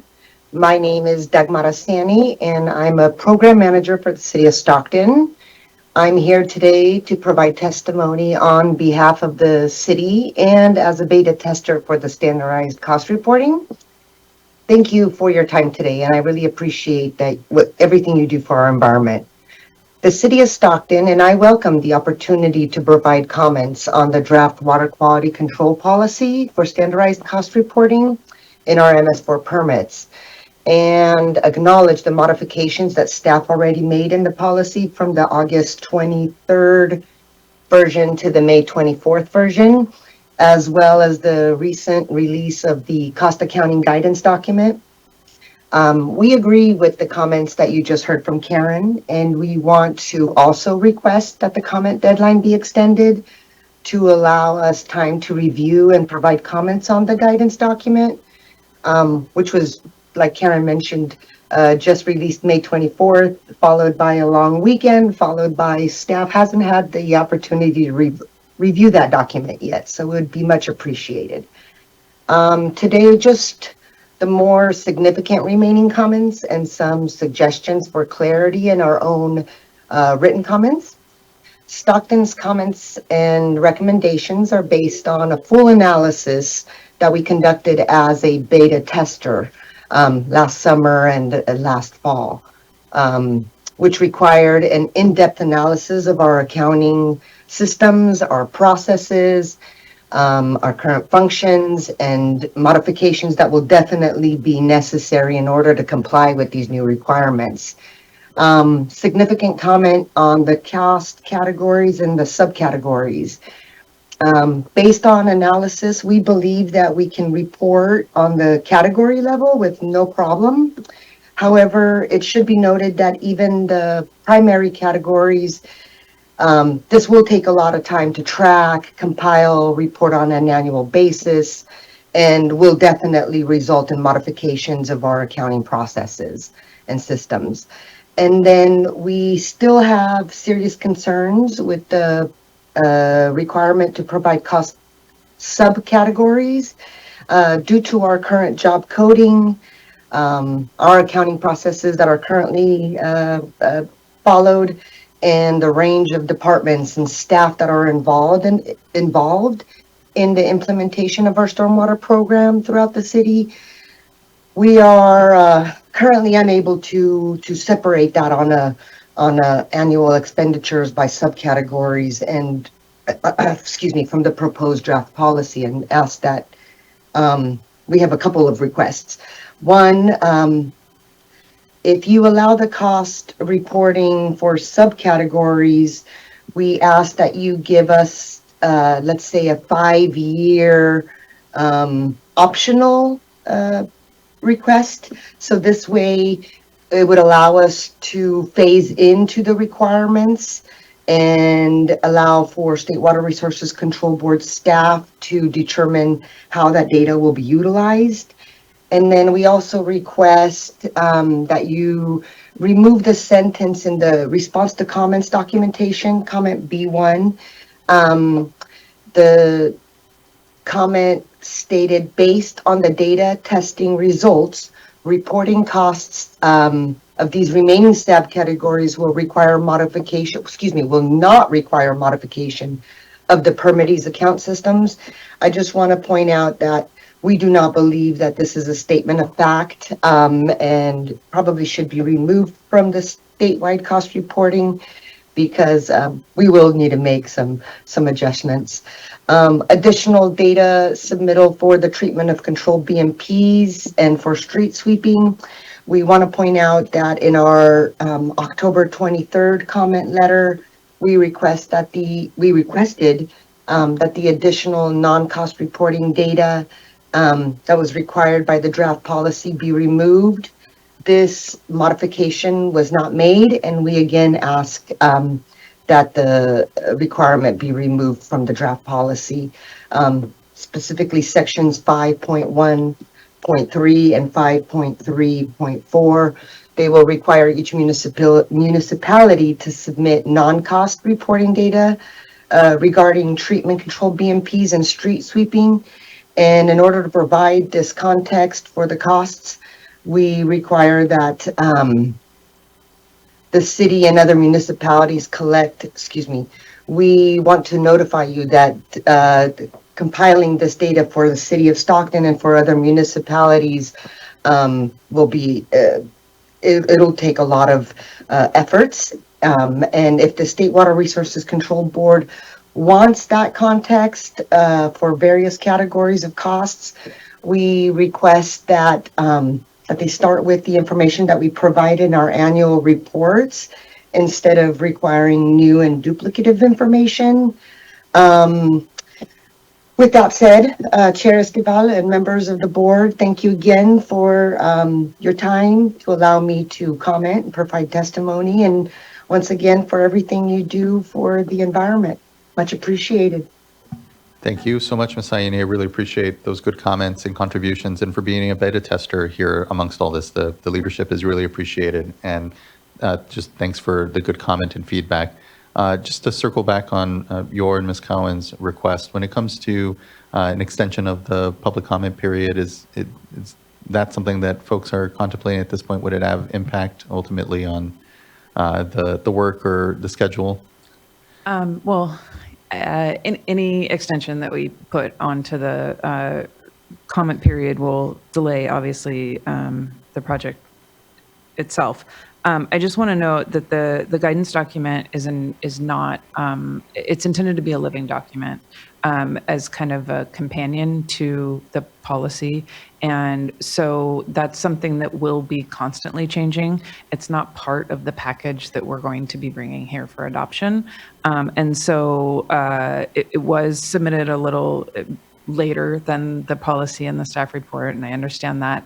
But it's not, the guidance document itself is not going to require, a response to comments or any of that. We intend to be updating that kind of constantly as new permits come in, as changes happen to the policy itself, right? This isn't the final policy, and so we intend to update the guidance document as well. So that I just wanted to give a little bit of perspective there. Really helpful. Thank you, Ms. McGee. Appreciate that. Thank you. All right, let's go to our next commenter, who will be John Hunter, be followed by Sean Bothwell, and then Lisa Moretti. Good morning. Good morning, members of the board. Thank you for the opportunity to speak. I am John Hunter, and I am the lead consultant for the Lower Los Angeles River Watershed Group. I'm actually speaking in place of Gladys Terrace, who is the chair of the group and was unable to make today's meeting. My comments today have been authorized by the group at their May meeting. And I guess first off, I'd like to say that we do recognize the difficulties that the staff has faced in attempting to develop a uniform reporting strategy that applies effectively to the large and small and urban and rural communities of California. And overall, we think that the staff has done a commendable job in that endeavor.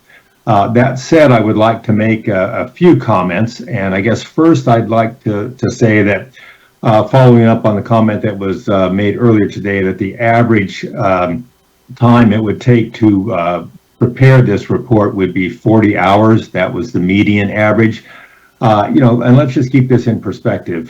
That's 40 hours times just the 9 members that make up our watershed group. That's almost 500 hours. That is a staff person working for a quarter of a year on this. So 40 hours, oh, that doesn't sound like much, but in reality, that is quite a bit of work to do these reports.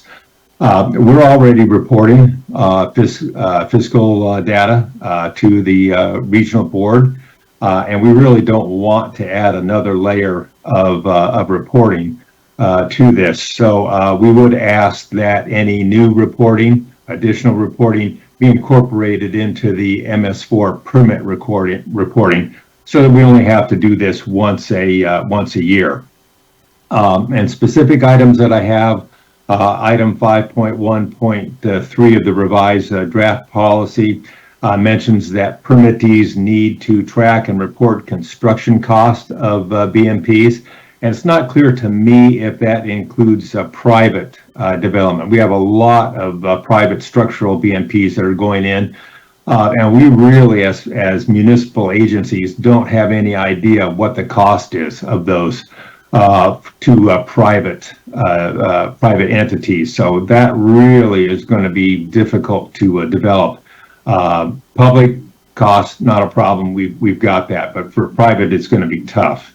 For section or item 5.3.4, which deals with street sweeping, it mentions that you want the data in volume. That's really tough to come up with. I mean, sometimes in the fall, you're talking about leaves. Other times you're talking about sand and grit that comes from curbs. So weight, we're already collecting it by weight. Volume really would just be an estimate and of limited value. And also, you ask what area will be swept. We're concerned about how much detail you want in that. The easy answer for us is simply, well, we sweep the entire city. And that would be, so we'll just give you the square miles of the city. So, how we do this is going to be difficult. I think we need some clarification on that. And then finally, I know it was addressed earlier, reporting the sources of the funding. As long as we can keep that big picture and don't have to get into detail, I think we're fine with that. We don't really see what the relevance is to reporting the sources of funding. I mean, either we have enough to support the program or we don't. Where the money comes from, we just don't see the need to report that data. So that concludes my statements. Thank you for the opportunity to speak. The Watershed Group does plan on submitting more detailed comments in the written when we submit our written comments. So thank you very much for your time. Thank you as well, Mr. Hunter. I really appreciate those comments. And as you mentioned, street sweepers and sort of their, how much are they kind of covering of the city, et cetera. Just out of curiosity, wondering, are there GPS trackers on those street sweepers? And just, because my mind, does go to, okay, what are low-cost ways of developing that data? But just wondering. We do have swept miles. Mm-hmm. So in other words, if a sweeper goes up the street and then down the streets, we can calculate that by curb miles that are swept. I honestly don't know if the street sweepers are supplied with GPS. That's a good question. You've got me curious now. I'm going to have to find out myself. Appreciate that. Thank you, Mr. Hunter, again, for the comments and contributions here. Thank you. Okay, next I'd like to go to Sean Bothwell and be followed by Lisa Moretti.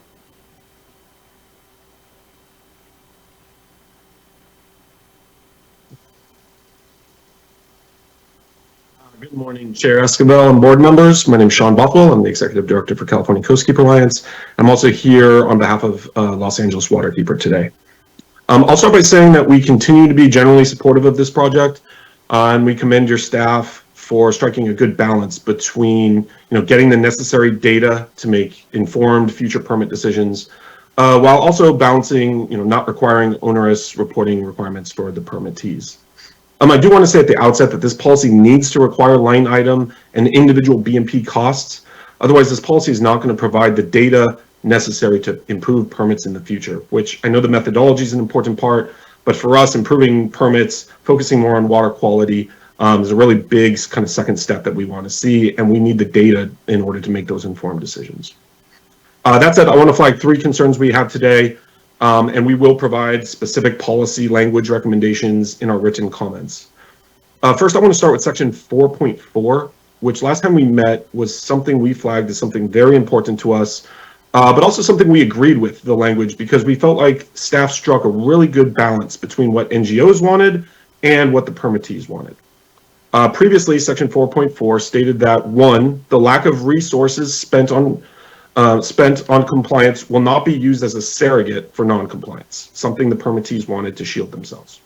And then the second provision in 4.4 used to state that resources necessary to comply shall not be used to justify non-compliance or as a rationale for less stringent permit terms. That's something we wanted to prevent overinflated data from being used to justify weaker permits.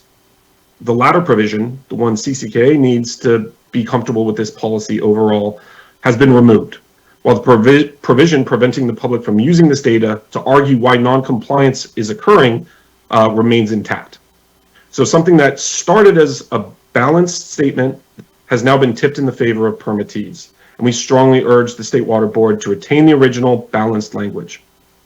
The second concern we have is section 6.1.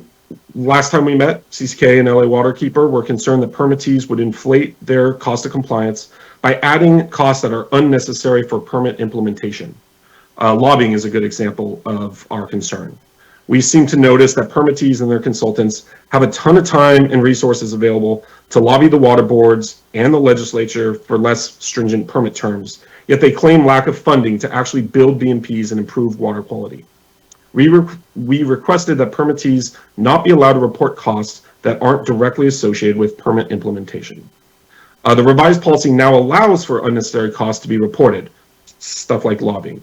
And we're actually okay with the permittees voluntarily reporting unnecessary costs, but those miscellaneous costs must be reported completely separate from the required reporting costs. Section 6.1 now allows permittees to report those unnecessary costs, but states that the mandatory reporting requirements still need to be there.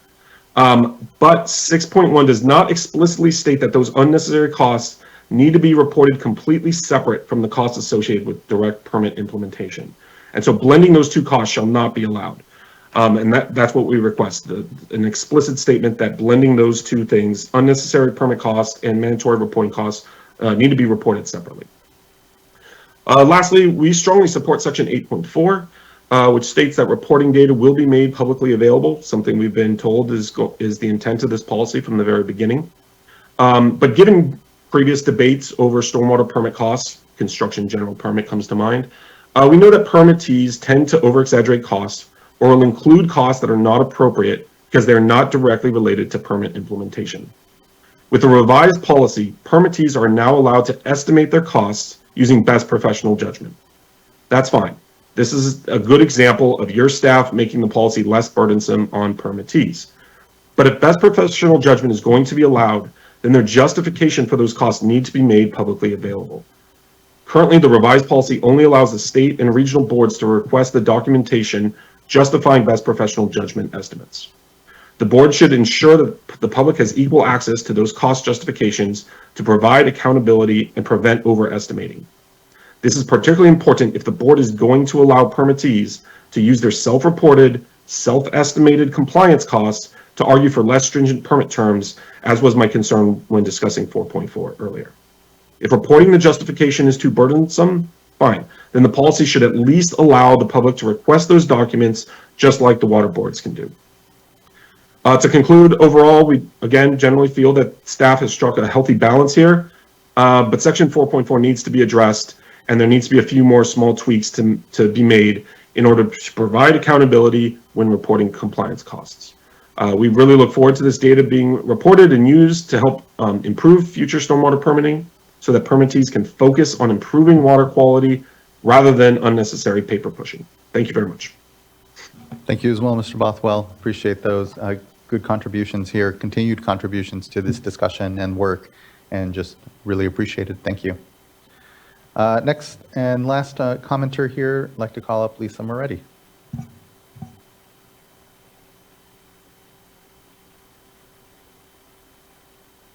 Good morning, members of the board. My name is Lisa Moretti, and I am the supervising engineer for the City of Sacramento Stormwater Program. I'm here representing the Sacramento Stormwater Quality Partnership today. It's a group of MS4s that includes the Sacramento County and 7 MS4 communities. I truly want to thank the Water Board staff for their work on this policy. Although the new policy will still require the City of Sacramento to update our processes, our accounting processes, to be able to comply, and it will be a significant workload to update our standards, how staff report time, how consultants invoice the city, and work with our fiscal department. We truly appreciate the reduction in the subcategories, which will reduce that workload. I believe that policies can be improved when there's a genuine participatory approach and feedback process. And I just want to really thank Water Board staff in taking the time. I know 6 years sounds probably forever from an audit to implementation, but to hear, I think, both from CASCA and NGOs say that staff struck a balanced approach, I sincerely want to reiterate that. It is not often that we can have frank discussions about what is potential unintended impacts of wording and being able to have a joint discussion on what are the outcomes we want and how data will be used. I often debate with my consultant, more data is better, more data is more costly, so let's collect data that will give us effective outcomes. And I continue to want to work on this, and I appreciate that this will become a living guidance document. And that is the bulk of my comments, is that I would like to understand the process for having that living guidance document. I think we've all been in a process where there's a goal, but after 6 years, they may want to move on a little bit. So I just like to understand what that process will be, because as I know, and as City of Stockton and other permittees have implemented this, there are areas where we can do it quickly and areas which may take more time. So I reiterate City of Stockton's comments to allow a rollout process, and that will be incredibly helpful. And I think that will also address the NGO's concerns of overinflation of cost. If there's vague guidelines, then we tend to put everything in the kitchen sink. The more specific the guidelines, I think you'll have less of an issue with overinflation of costs. If you tell me all O&M costs, well, yeah, my O&M guys, they work hard. I want to take every little bit of credit for their work. But am I going to maintain my drainage system whether I not have an MS4 permit or not? Absolutely, they still need to address flooding. So I think that the more specific, we might be able to even get closer to the balance of not overinflation of costs. So I'd just like to end with understanding that although this is going to be a significant workload, and I hope we can streamline the approach, I want to truly thank and say that this has been an example of a really good working process that allowed time for genuine feedback rather than just putting something out and moving forward fast. Even though it did take long, I think it will have an end result where hopefully the data will be useful in the end. So thank you so much for your time today.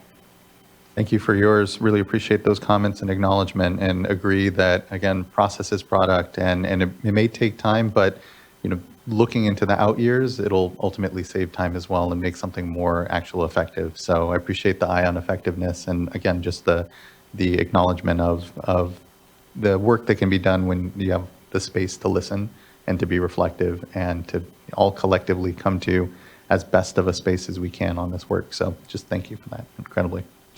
And Ms. McGee, maybe it might be worth following up a little on what does process look like kind of moving forward. Again, a lot of work has been put in, but as further implementation unfolds on this, what is the thought on the ability to kind of course correct or make adjustment?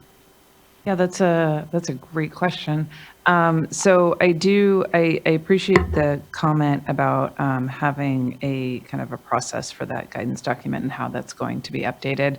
That's something that we haven't discussed, but we certainly will over the next couple of weeks and come up with a plan for that, for implementation.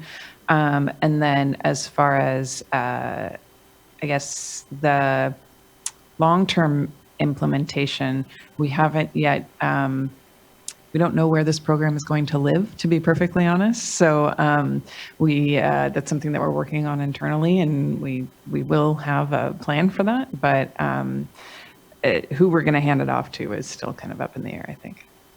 We'll see who gets to be fortunate. Exactly. In that. I appreciate that, and just thank you. And I know, the thoughtfulness around just how that lives will extend, I'm sure, to just the rollout, and because I know we heard that a bit in just those with existing reporting requirements, or how to kind of phase in for folks, or importantly, just have clarity as to the expectations and how folks transition over. So just thank you for all of that. And again, thank you for the commenters, the participants in the beta test, and the incredible work. We hear over and over again here just the well-deserved praise on the approach and what it means for the product in the end. So thank you. Fellow board colleagues, any questions or comments here further? Board Member McGuire.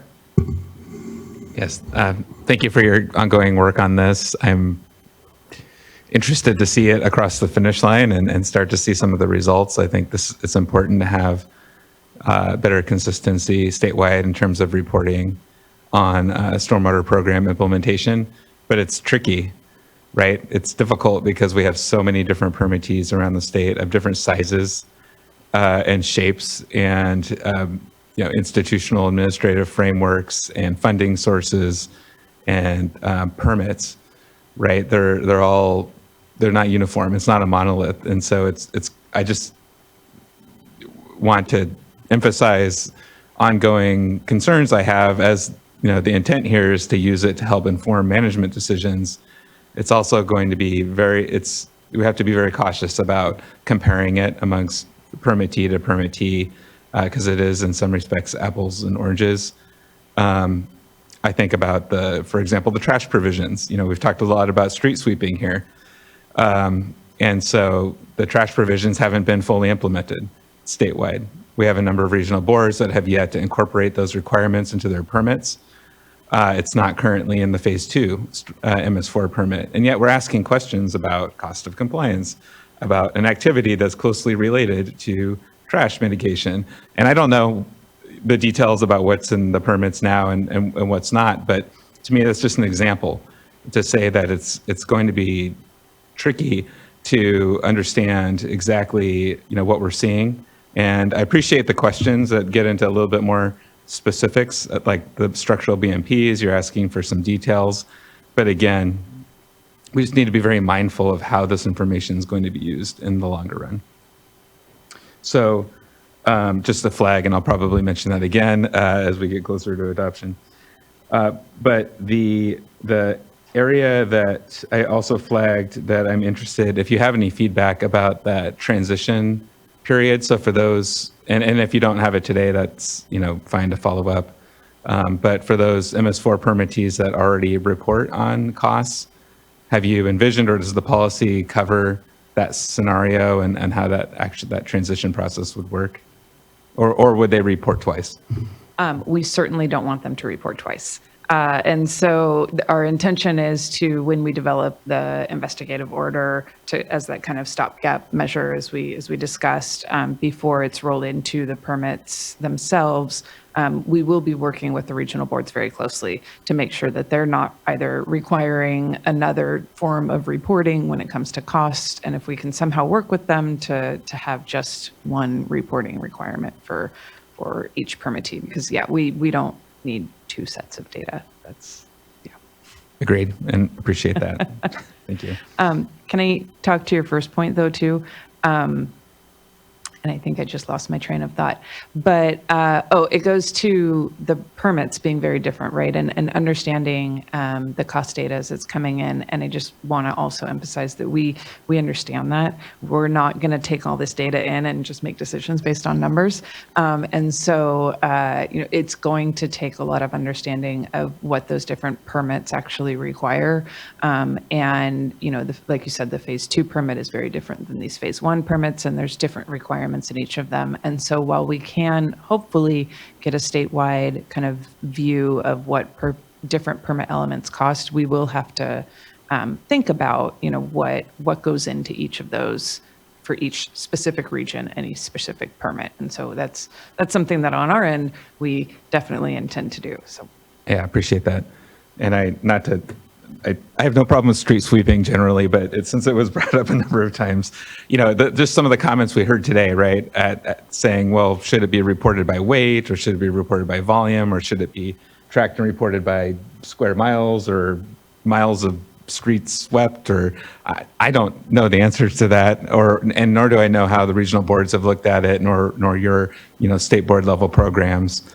So those are all, I think, valid questions and issues and concerns, because this information will be used in some form to inform future decisions and understand how these difficult resource balancing decisions are made by permittees, who we know in the stormwater world are very much constrained with their ability to fund their programs to the level I know that they would like to.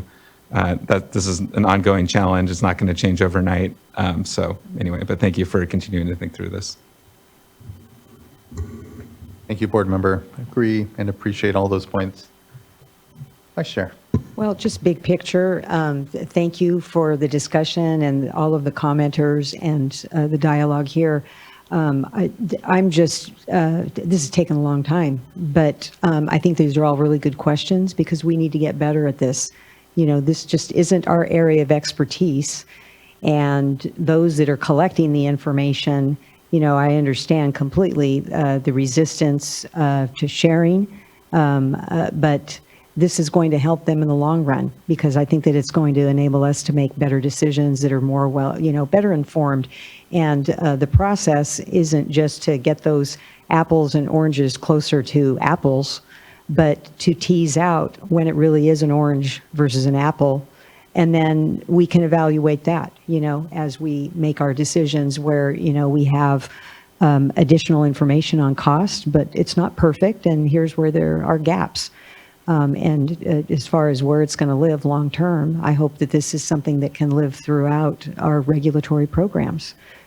Because these issues come up frequently, and we're just not in a position to really be able to decide when it's sort of he said, she said, and this at least gets us to a place where we can be more disciplined. So thank you. Look forward to the comments, and I'd be in favor of an extension of time, because I just think that giving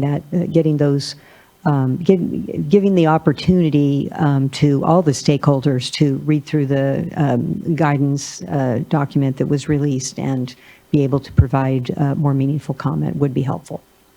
Thank you.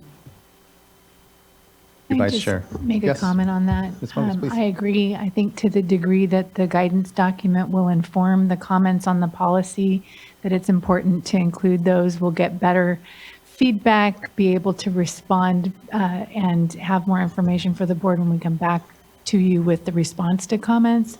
So I would support a 2-week extension on the comment period.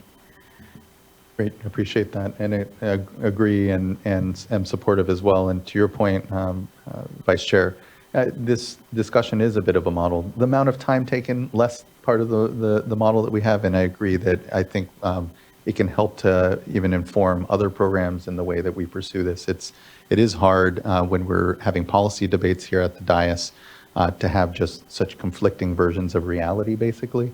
And so the more that we can, help create that common understanding of the cost and impacts of the policy decisions here, the better we can get to the actual heart of the policy discussion. So thank you, Vice Chair. Board Member Morgan or Board Member Firestone, just to see, checking in. Okay. All right. Well, this isn't a decision point, and so just really appreciate the discussion and the responsiveness here, and look forward to that future moment here coming up in the fall. And then otherwise, just anything, Ms. McGee, that you wanted to reflect on further? No, just I guess I will plus one all of the comments that were made about just how the collaboration has really helped this policy evolve and be successful. And I appreciate all the constructive criticism that we've gotten over the past couple of years. It's been a fun process, to be honest, and I hope to kind of continue this moving forward. Thank you. Thank you. Agree. All right. Well, that wraps up item number 5 here. Again, appreciate everyone's contribution to the discussion and look forward to further discussion on. And it's sliding us here to the end of our meeting. We have 2 items left. First is board member reports. Looking to see if anyone would like to volunteer to go first. And then otherwise, I can quickly chime in here. So last week, where am I? Yes, last week. I was at the American Conference Institute's PFAS summit that was held in New York, joined a number of other state colleagues, New Jersey, Minnesota, Washington, Maine, talking about our work on PFAS. It was held at the New York bar, a number of lawyers there, litigants and otherwise, all interested to hear the latest that the states are tackling, and certainly the feds as well, given the new maximum contaminant level that was announced on 2 PFAS substances, PFOS and PFOA.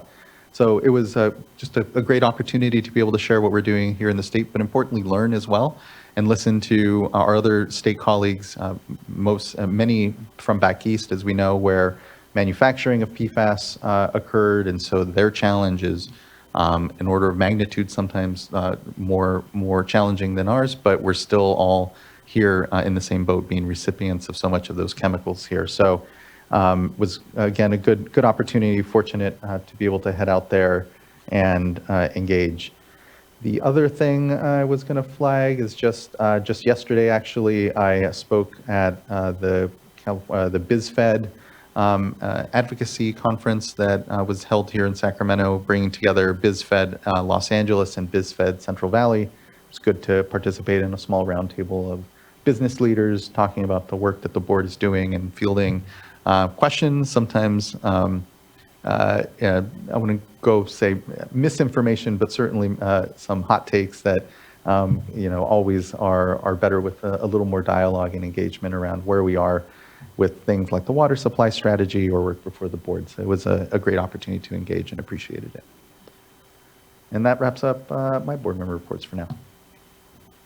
I have nothing to report. Thank you. I have nothing to report. No report. I also do not have a report.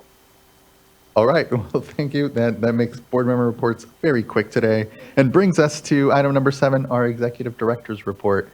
Anything, Executive Director Oppenheimer, you would like to report? Nothing to highlight or point out in the report, but of course take questions or suggestions.